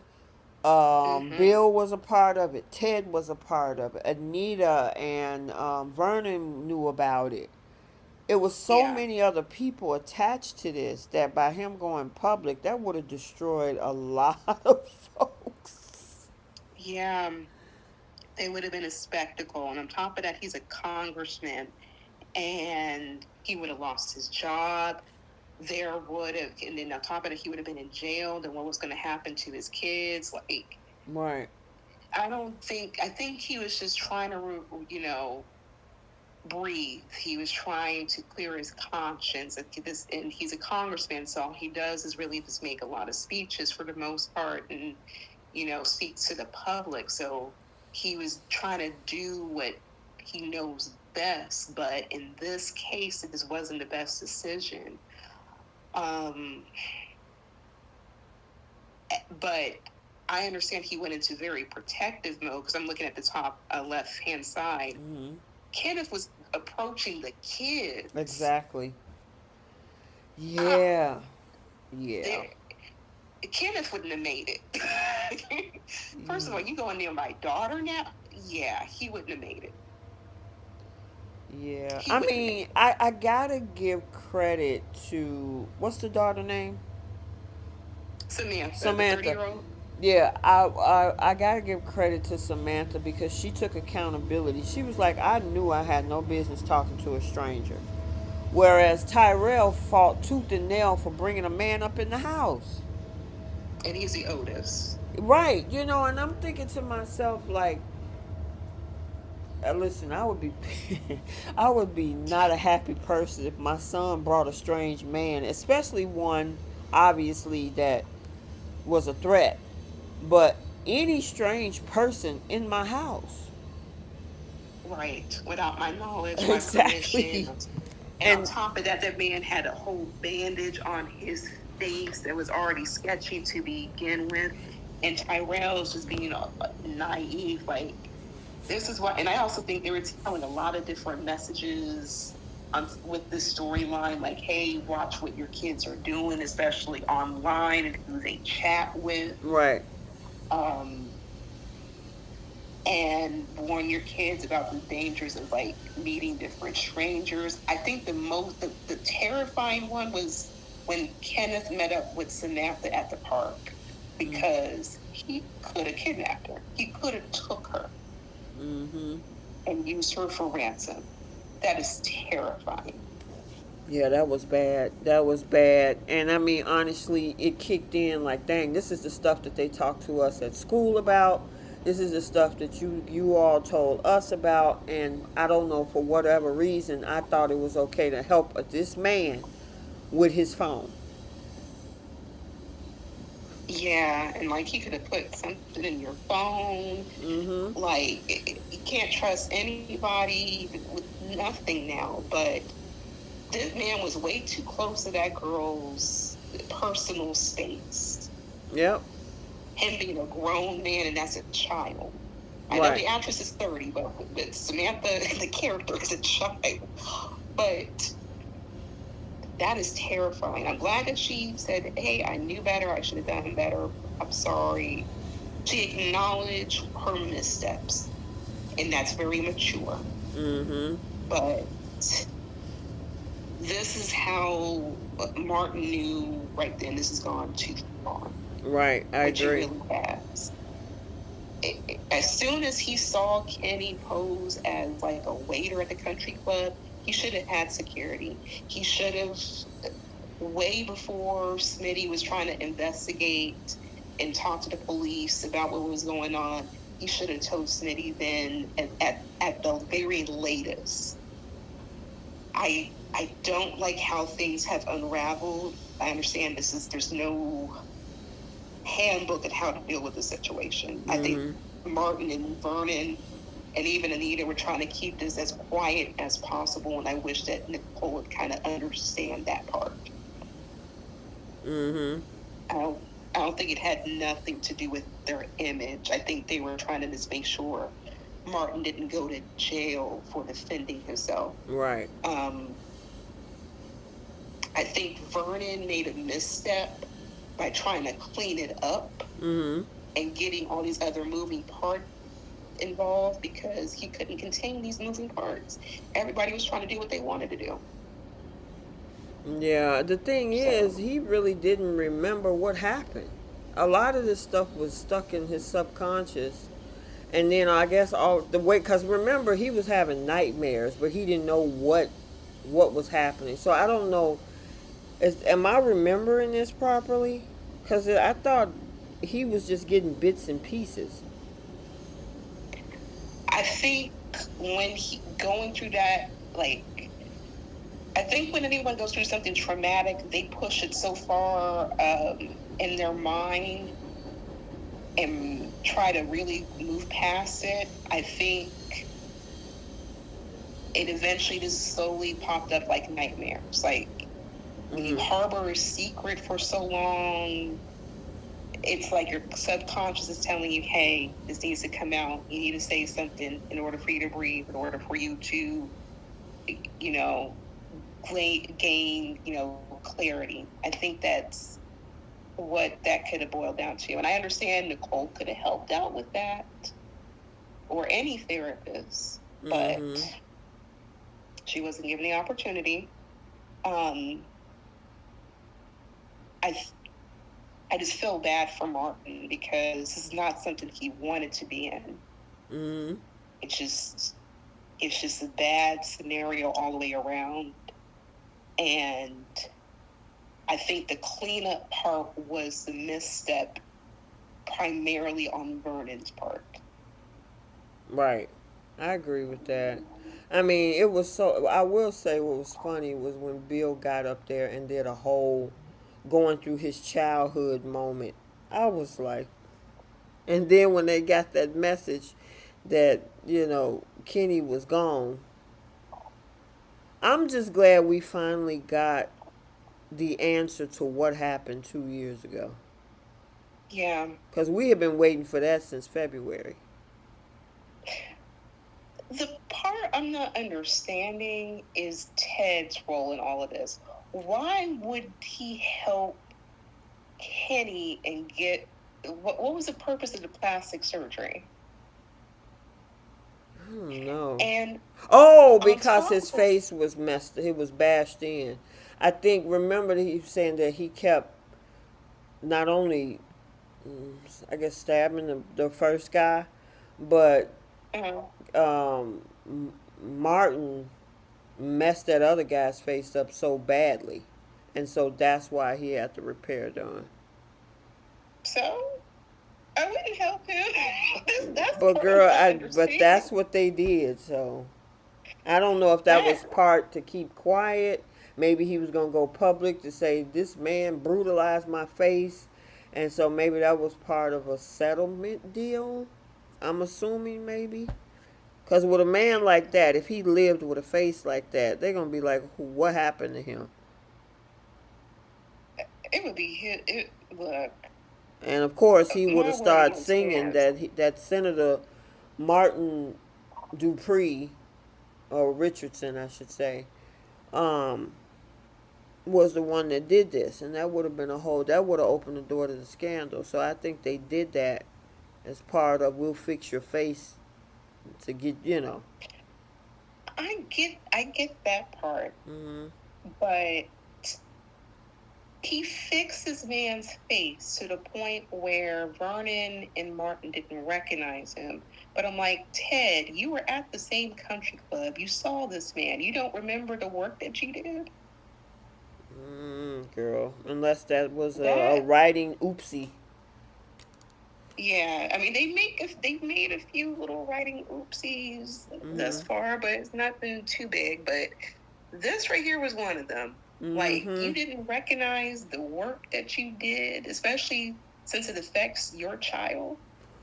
Jenna, to answer your question, absolutely. Jenna says, so do y'all think that Haley is paying somebody to have her kid?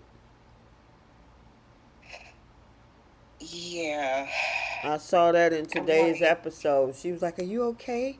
Do you need anything? That, I have a feeling that somebody is trying to give up their baby. And she's going to play like... I don't know how she thinks she's going to pull this off. She knows that that man is going to want to be there for the birth of his kid. What, you just going to get a kid, tell him don't have nobody in the birthing room, and boom, there's a baby? She's not thinking this way through. I don't understand why Haley and Chelsea can't be friends, because they working with the same brand stamps. Like, it's how is she going to get the baby? Like, she has to prove that she has a baby bump. This man was already talking about today's episode. Like, I want to see the ultrasound. Like, is it going to be Girl, he wants to hear the heartbeat. How you going to pull that off? Exactly. And plus, you lay next to this man, he's going to want to rub on the pregnant belt. Like, she's not thinking this way through. But my thing is, why are you doing it? For what? So you can break up with him and then get child support? I mean, what's the end game for giving this man a child that's really not his child? There are some big old theories online. We're gonna have to have a real talk in the group. All right. Because I don't want to say. Yeah. I got you. Yeah. As to why she paying, but I'm like, you're gonna have to show proof somehow. That's the part I'm not understanding. And it's going to be a Star Trek teleported baby. This is going to magically appear. You said Star Trek teleported baby, girl. How else is she going to deliver the baby? It's an invisible baby. So it's just like you got Invisibeth. You going to have an invisible baby that she going to have. Girl, I don't know. This is going to be interesting to see how the writers are going to pull that off. Yeah. I'm just, why? Okay. I don't know. This is too much. And I'm like, even if she's paying somebody, Bill is going to want a biological child that's his. So how did she extract, make whatever happen for that person to carry their baby? I don't know. Yeah, that's a good question. Does she have a jar? I'm so lost. Yeah. But we definitely got to have a talk about this. Okay. All right, let's go back to, so we also had the situation happen with Anita, where the girls did not want to do the choreography thing, and so they pitched a fit talking about, we're going to do this without you, and Anita was like, go right ahead. We'll see how that works.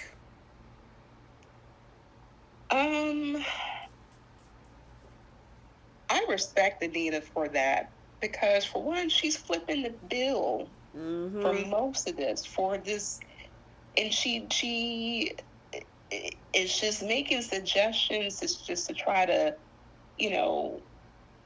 be current and up to date with the times, but still, mixing in a lot of the old school. Like, she's trying to do the producer element of all of this, and they're not seeing this. And if I'm flipping the bill and I'm paying the money and you still want to cry and whine about what I'm doing, no. Right. It's like, peace. uh-uh. I'm gonna go back to my house husband and my children, and I'm gonna sit right behind the gates and be just fine. Right, exactly. She can go back to her cushy little mansion and chill out with her husband. What y'all doing? Yeah, her house husband. What y'all doing? Yeah. All right. However, she came back to finding out about the Martin situation, and that now brings us Nicole. So, two people that really got burned by this was Smitty and Nicole, because Martin kept it from his husband, and the family kept it from Nicole, especially Ted, because she was pissed. Yeah. And I have mixed feelings about this. But we'll focus on Nicole, because I think the interaction between him and Smitty, that made me feel a different way too. Okay. I'm with Nicole. I'm actually on both Anita and Nicole's side. They both got valid points. Absolutely. And Anita went into protection mode, with her husband, to protect the grandson and not, pull other people in to be accessories to a crime or something. There's no handbook on how to handle all this. But at the same time, I understand that's Nicole's child. Right. But Nicole's child is a grown man who could open up his mouth and say something. Right. Even 2 years ago, he was overgrown. Yes. And he got kids. He could have said he knows how to speak up for himself. And he could have told his mother. But in all honesty, if Vernon wasn't involved in all of this, I don't think he would have ever told his family. He would have kept it to himself. Yeah. It's just interesting. Like I said, I can understand both sides of this thing, because, like you said, Anita's like, listen, this gonna blow up the family. And Nicole is like, yeah, but that's my kid. I mean, he's an adult, but I should have known something. Ted should have told me something, that he was in some sort of hate crime type situation, And I agree with that part 1,000%, because that was their child. Right. As soon as he knew, he should have told his wife. Right. Without question. I would put the weight equally on Ted as I would Martin. Let me ask you this, Bree, right quick. So, it's a running trend that nobody tells Nicole anything. And it was interesting how Anita put it. She said that you tend to live your life without... Well, how does she put that? I want to make sure, because I caught that when she said it. She said, pretty much the reason why they don't... I'm going to just summarize. The reason they don't tell her nothing, because she's that type of person that will blow the whistle on everybody. She don't skirt the law, per se, or bend the rules. Oh, I took it differently. I thought they were making it seem like she's very pretentious. Everything is kind of perfect in her world, and she's never had to deal with certain things. I think Vernon and Anita pointed that out. Like, hey, they never had their daughters ever have to worry about, issues like that. So she's lived in the bubble. That's how I took it. But you can see the difference in the kids, though, because Danny would be like, okay, what you need me to do?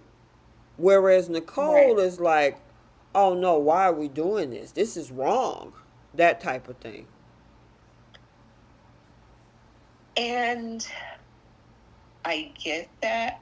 Would she turn her son in? I honestly can't see this woman doing that. No, I wouldn't see her. I think she would be there for him and stuff like that. Yeah. But I'm talking about not just in this instance. She's saying people don't tell her anything. She's always the last to know. And like I said, the conversation that I took from Anita was like, she's the type of person, we can't tell you what the shady dealings are going on in this family because, number one, you try to live your life right. You're not going to be like, Danny is used to kind of, because she was married to Bill. So, I mean, obviously he had to do some things. He's an attorney. And she's more of, okay, whatever, she's like, whatever we need to do to protect this family, let me know, I'm going to do it. That's how Danny is.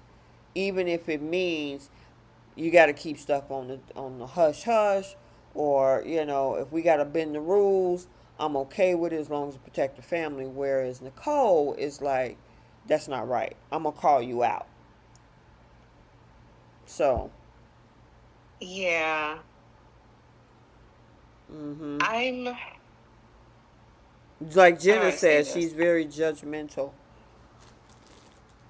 She's very judgmental, and the element I did not like when Nicole was trying to confront Anita and Ted is she kind of made it about herself. She sure You did. guys should have told me. Like, it's another secret people are trying to keep from me. Like, it's not even about. And Anita was right. Are you even listening? Yeah, your what I son just your said. son and your father was attacked because of specific reasons. And you're worried about the fact that ain't nobody tell you. And I get it. Parts of it. But did you just hear what happened to your son and your dad 2 weeks ago? I mean 2 years ago. Yeah. And she was like, oh, you guys should have told me. You guys are trying to protect your image. I'm like, girl. That's and what you just said right there. That's what I'm talking about. Because when you are we've seen it with Victor, maybe a little bit with the Abbotts. When you're a high profile family, there are things that usually those families tend to either cover up, bend the rules about. And with somebody like Nicole, that's exactly what I'm referring to. Yeah. And I'm like, she went straight to that conclusion. I'm like, you didn't listen to your mother. This is exactly why they didn't come to you. This is exactly why your son didn't come to you.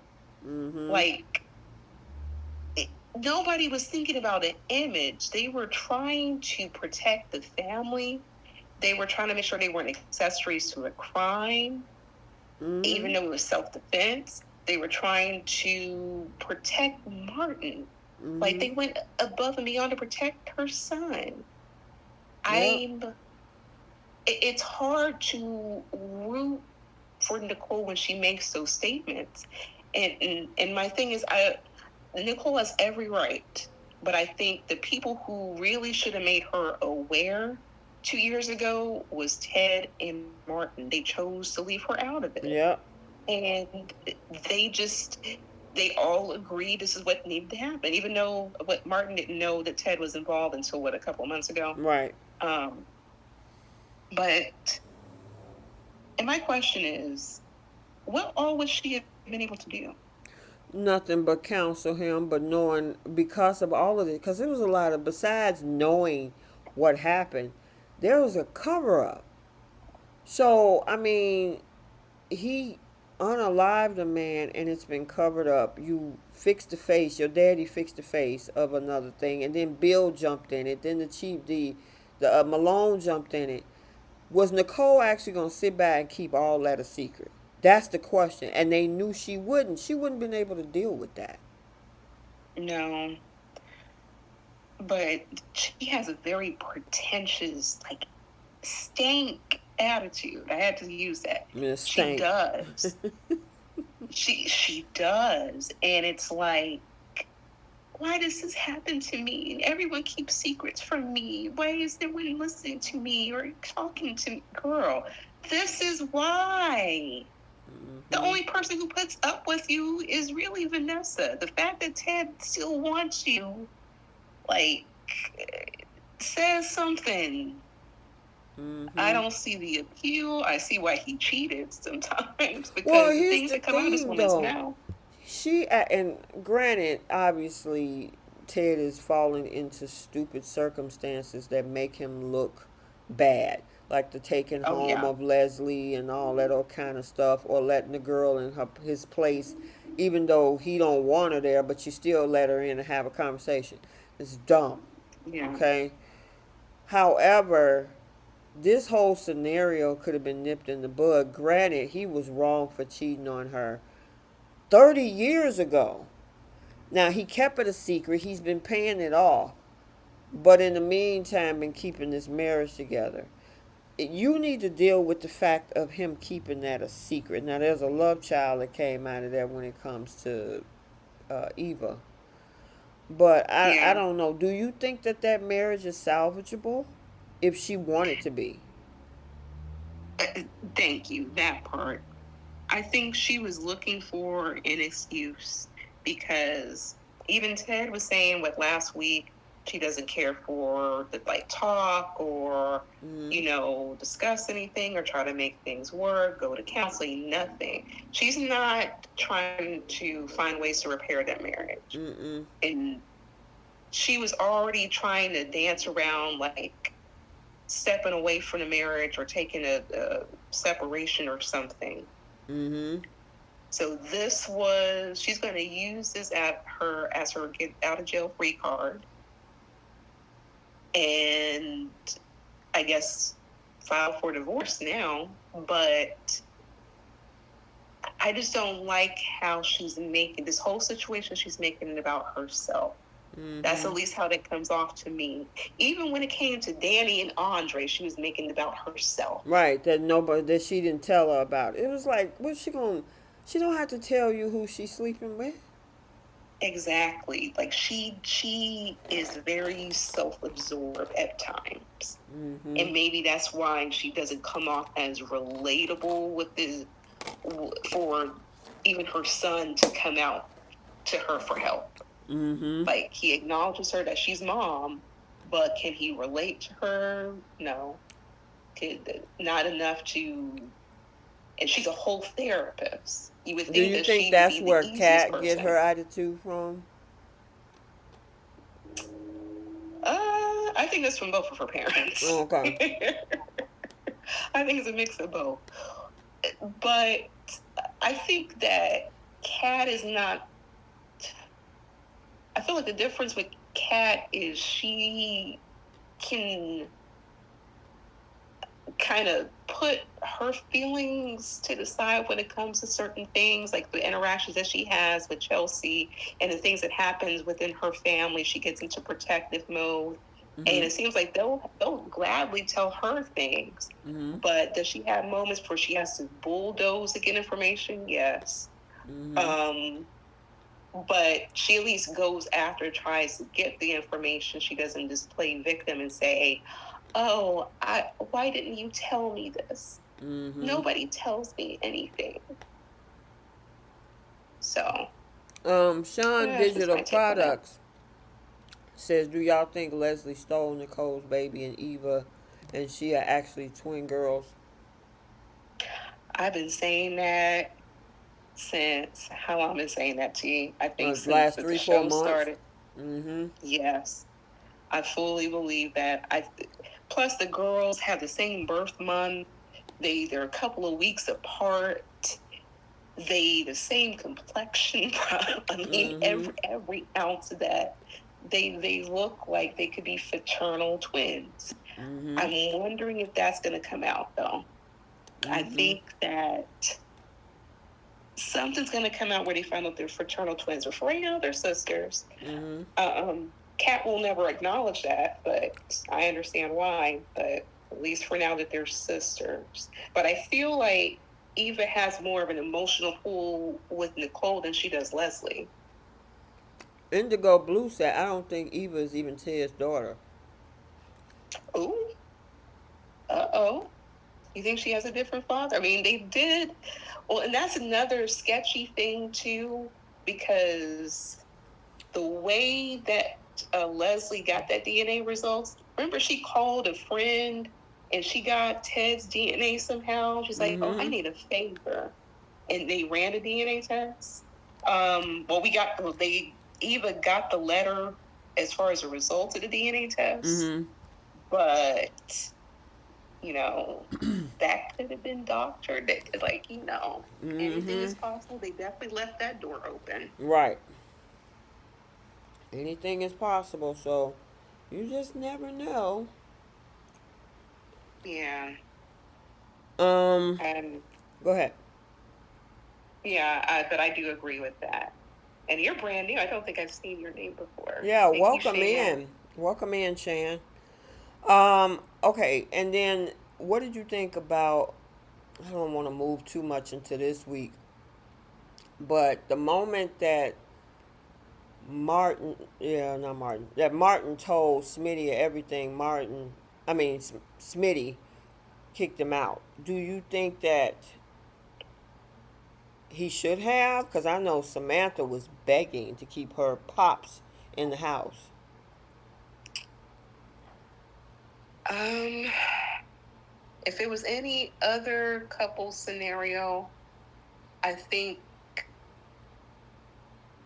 like, let's say if it was like a man and a woman, the woman would have been justified. I don't think this is any different. I think with the circumstances where Smitty was begging and pleading with his husband, and he went through all of these hoops, and it took Kenneth being unalive for Martin to feel free to share that information. But I understand Smitty's frustration with his husband, especially since now this affected their kids, and something could have happened to the kids. So I could understand not wanting to be underneath the same roof as Martin, at least for the time being. And he's not saying that he can't see his kids or anything like that, which I think is a good thing. Anita and Vernon understood what was going on. So it's like, hey, we got plenty of room for when Tyrell and Samantha want to come and visit you. This is not a easy thing to fix, but I do think it's fixable. It's just going to take some time to kind of move past, but I understand Smitty's reasoning for doing that. Gotcha. Even if some people online don't feel that way. Yeah, I know. But then he definitely went into protective mode when it comes to talking to Jacob. Yeah, and this is where Martin waited to well past the 11th hour to tell Smitty everything, because he even knew Smitty was trying to get the information, and they were trying to work to try to cover that up. But Smitty already got Jacob involved. Yep. And my question is really, what is Jacob going to do now? Yeah. He's probably going to be the one to arrest Martin. Martin, his daddy, Vernon. I mean, Jacob is in a very precarious situation, and is also looking like it might affect his marriage. Look, he was about to lose his wife when he arrested her mother. Right. So she told him, "Listen, I'm a Dupree, and you family too. What you gonna do?" Because when he said, "Oh, here we go again," like, you Duprees do that. I'm like, oh. You Duprees. Look, it'd be I like, know how this is gonna go. Yeah, tell her like how you really feel. So I know how this is gonna go. I think the fact that they had Smitty investigate with Jacob, I think this sets everything up for Jacob to eventually arrest Martin and basically all the key players. I think this is gonna, Vernon, Anita, Ted, even all the key players, including his father. Yeah, because his father is in on it, and I'm like, yeah, I don't know if you want to stick your nose in this. And I don't think he's going to be on the island by himself. Yes, he is. Because his wife, she let him know, I picked my side. Right. Yep. So, ah, man, that was fun. BTG has been really good. this past I week. was, yeah, even throughout the serious stuff, like, I love that Shanice and Derek are driving Ashley crazy. This is Yeah, that kind of exactly goes what into this week. yes. Yeah, And she so. said that she has no problem being messy. Right. So we definitely And gonna see more of that this week. yeah, Derek has a personality. He's relaxed. He's calm. I loved every bit of this. Yeah, that was just in general. I think Beyond the Gates is knocking it out the park with the moving parts, the different storylines, the twists and turns. I mean, I look forward to seeing it at 1 o'clock my time. I mean, Mhm. granted, I can catch Young and the Restless a day ahead. Okay, cool. Bold half an hour drama in the middle of the day, but yeah, I look forward to Beyond the Gate. So it's pretty good Mhm. stuff. All right, we got to get to our last few segments, and then we're gonna let y'all go. It's almost 8 o'clock my time, and I wanted to make sure I get on here and get y'all some story and some story time, some some time with us with talking about the soaps, because I saw what y'all was saying, Jenna, in my Facebook group. Jenna was like, "Where's T? We supposed to have a live on Monday night," and I mean she's just all over the place. And I responded back to her. I'm like, I still have family here. That's why they didn't leave until this morning. But I know you guys miss us, so I usually try to make sure that I get that time with you guys to get some of them recaps out, and also be able to chat with you all about the soaps. I was telling Yeah. them earlier, girl, because the kids came up, me and my significant other, and we all was supposed to stay at an Airbnb. Girl, we got to the Airbnb, we couldn't get in for an hour. They gave us What? they left us the wrong key. I told the soapies I was gonna do a quick story time, but I wanted to wait till you got on here. So we leave to go to the Airbnb. Couldn't get in. They're trying to make us look like we're crazy because oh no, those keys were. Come to find out, it was a missing key. Because they had just, well, first of all, they didn't let us in the unit on time because they were still cleaning. And so they was like, oh, Mhm. have dinner on us. We'll give you $50 and da da da. Just come a little bit later. Got there a little bit later. We were locked. We couldn't get in. All right. So then when we finally get in by a lockbox set of keys in the back of the unit, we got upstairs. There is no air conditioner. There's one window air conditioner in the front bedroom. Stains all over the sofas. Oh no. My Mm-mm. son had the back bedroom of the unit.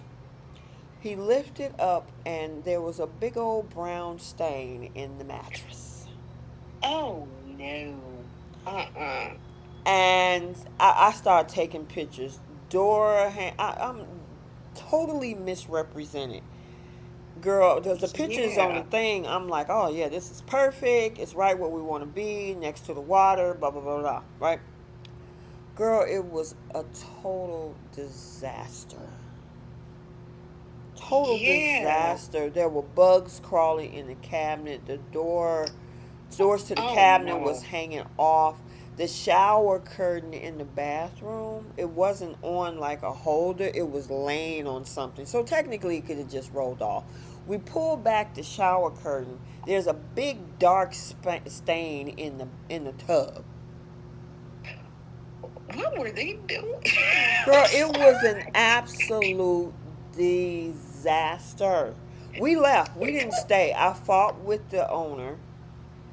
And they was like, Yeah. oh, we'll give you $50 more. Just stick it. I'm like, well, I'm not staying here. So I had No. to get in touch with the Airbnb corporation. And they was like, send us pictures, let me know. Girl, I sent every picture possible. The tub, the bed, the couches. I mean, big stains on it. Like it's been, it's one thing if something happened there within that day. These look like old water, or maybe somebody wasted something all over the couches and they just never replaced it. Okay. Yeah, or whoever else. No, I said nope. And so they, they did do a refund and blah blah blah. But we ended up coming back home Good. and made the best of what we could for the rest of the weekend. Good. But yeah, there's no amount of money where I can spend staying in a place and I need a black light for the entire house. Girl, I still got the pictures. I'm gonna send them to you in your group chat, or I'll send them to you in the personal chat. You'll see what I'm talking about. And they said, "Oh, can you give a review?" Absolutely. You're not getting a good one. The fact that they would ask about that, or no. Girl, it was. We travel a lot as a family, and so we prefer Airbnbs because they give us more space versus a hotel room or something, right? Of course. This yes. is the worst experience I've ever had. The worst. Oh, I'm so sorry. I'm glad you guys were able to spend time with each other and kind of, make it work at the house. But stains, brown stains. Girl, I will send it to you. You will see them for yourself. Anyway, that's my quick story time. I told you guys in the chat I was going to wait till Bree get on and that I can give you. We made the best of the weekend. We did do some things and have some fun and take some water trips and stuff like that, cruises and stuff. But yeah, we had to come back home. Yeah. Anyway.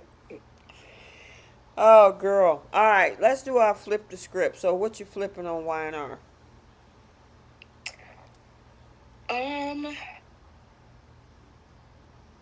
I would flip that we would see someone have a hidden camera in Kyle's train car that captures what Audra and Kyle did. Okay. That's a good one. It was hard for me to. Delmonica said 1 star, huh? If I could give a 0, I would give a 0. Girl. And they really wanted a review? Girl. And then come to find out, my oldest said, "Mom, can you believe that same unit is booked up the next 2 weeks after us, after we were?" I'm like, yeah, okay. Good luck with that. It's booked for extracurriculars. Right. From what it sounds like. Okay, if I was to flip anything, I want them to head on back to Genoa City. Let's finish this up there. Therefore, we can bring in the other players like Adam. I would like to see Adam and Chelsea kind of get their teeth into this too. I mean, they're obviously working on some things, but we've been in Nice all week, so we'll see. What you flipping on Bold? I would.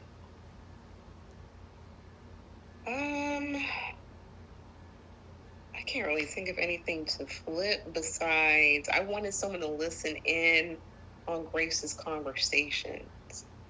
Okay. Like if Bridget were to hear the conversation that Grace was having on the phone, some type of antenna would have went on. Because we know Bill is not smart, but if we can find somebody else to kind of peep in and see what's going on with this lady, right, that would be helpful. I agree. Okay. I would say if I had to flip anything on Bold, I'm over this whole storyline. I just don't want us to revisit this whole thing with the triangle between Brooke, Ridge, and then Eric being just so disrespectful. I'm over it. Over it. But he says he adores Taylor. Sure. All right, what you flipping on BTG?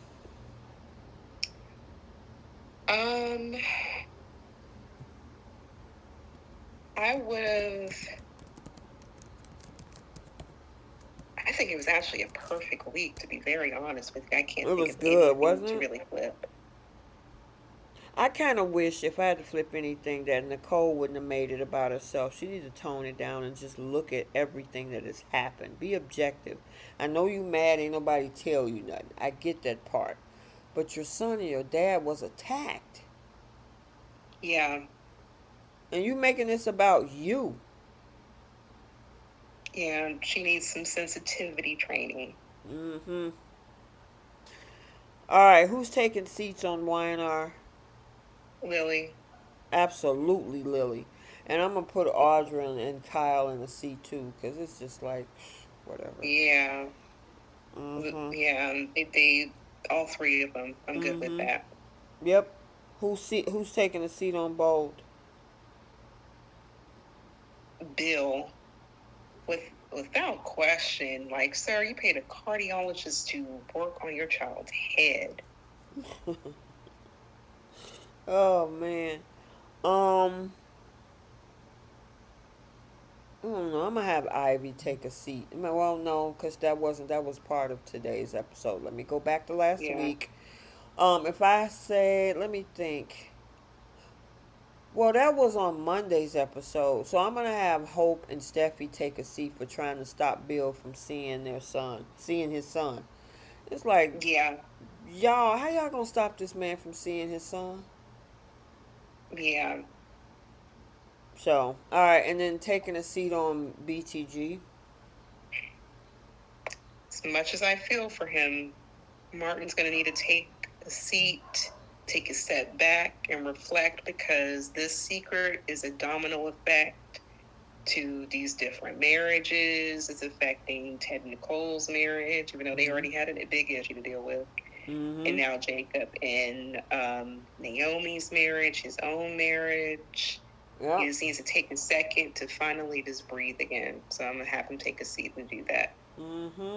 I agree. I'm going to I'm sorry, I'm going to have to give Nicole a seat so she can cool off a little bit. Yeah. All by herself. Yep. Go on and sit in the corner and think about what you had to say. And I'm going to give those other two articulates a seat too. Right, because if you're not putting any money into it, be gone. Exactly. Please. Exactly. All right. Start of the week, Y&R. Joshua Marrow. Yeah, I think he did a good job. I agree with you on that one. He did a And great Josh job. previewed this mystery, so it's interesting how he has a major stake in this whole storyline. And we got to talk about that too. Okay. It's the rumblings I've been hearing about him too. Yeah, I we'll chat later about that one. Keep that on the back burner. All right. Star on Bold. I think Cassandra. What is her last name? The one that plays Dr. Buckingham. Grace. Cassandra Creech, I think is her name. I'm going to give it to her. Okay. I agree. She's doing really good. Really good, really good. Yes, thank you, Jasmine. Yeah, have a good night. Yeah, I'm glad I got it back too. Tell me about it. I agree with you on that. That's the only person I can think of over there. Is her. And then Star on BTG. There's so many to choose from. Is it wrong to say? Like, I'm going to give it to the actors who play Smitty and Martin. Okay. Because yeah, I agree. They really got me, like, teary-eyed, because I'm like, don't break these two up. Like, please don't. Okay. I was feeling for both of them, like, talented actors. Yes, they are. I agree. Yes, they are. Pickle Young. Lily, with all this fake crying, this fake sympathy, this fake concern. She didn't care about this man, if he was going to breathe or not. But she slept with him once. They were together for 24 hours. And she's like, oh, my God. Girl, please. I agree. I told Lily it's been getting on my nerves for months, so she gonna have that one for Y&R. Bold, pickle. I'm also gonna give that to Grace. Mm-mm. Cause I'm like, lady, what are you doing? Yeah, what you doing, girl? Yeah. Mm-mm. Okay. Nope. And then pickle on BTG. I'm giving that to Vernon Really? Okay. because he orchestrated this whole cleanup of Martin's image and everything around him. He got all the moving parts. Yeah, I had to give it to Vernon, even though I know he's protecting the family, but still, the cleanup is part of the issue right now, and you're still not out of the woods. Wow. Yep, that's true. That is true. All right.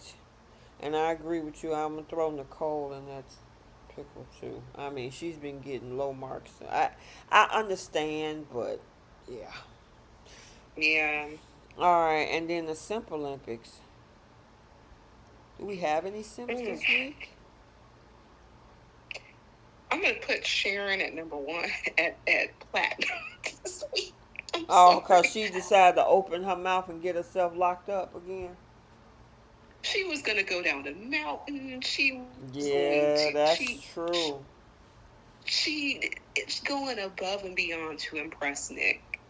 Ever since she's been on this trip, even taking this opportunities like, oh my God, remember when we did this, and it's so romantic and so this. Well, I believe you. I'm on your side. I'll go with you. We're in this together. And I'm like, so you put yourself in the same predicament you were with Phyllis, right? And then she get up in there. We saw this week she ended up having a panic attack of being locked up in that room.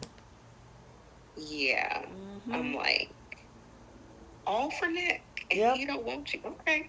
You know what? She gonna take it for this week because I can't think of nobody else. We really didn't see a lot of Finn. We definitely didn't see no Carter. Nope. So yeah, she'll take it for the entire week because I'm like, girl. He told you to get back there and be quiet, and you trying to save this man and got yourself locked up too. Yeah. Like, I'm gonna go with you. I'm not leaving your so side. How you Nick. gonna get down that mountain? Right. I'm like, okay, like you could have been on the outside helping Nick. Okay. Girl. Yeah, exactly. Just to be trapped up with this Lord, he don't want you, but okay. I agree. And you're right, Hazel McCoy. Jacob needs to know when to choose loyalty and justice. He gonna be on the island all by himself with his justice. Not gonna have a daddy, a wife, nothing. You're so funny. Gail said her simp of the week is Phyllis. I guess she's saying she's simping for Kane. You can give her gold. Okay. I agree with that. Yep, I can see that, Gail. All right, guys, we're going to end it right here. I'm glad I got y'all some time in and got y'all some early time in. So you guys, I know on the East Coast it's a little after 9 p.m. So we're not going to keep you all on late, but at least we were able to get a chance to chitter-chatter about the soaps from last week. So we got to stay tuned. We're finishing out. If you saw Wednesday's episode, Sharon and Nick ends up finding something very, very interesting. We kind of talked about it a little bit, but I'll just let you guys check it out. So we shall see. Yep, sounds good. All right, I'll catch up with you a little bit later. I gotta call. My dad has been trying to call me. I need to see what's going on. All right, ma'am. I will talk to you guys later. Have a great week, and we will see you guys soon. Bye, Soapies. Bye, Soapy.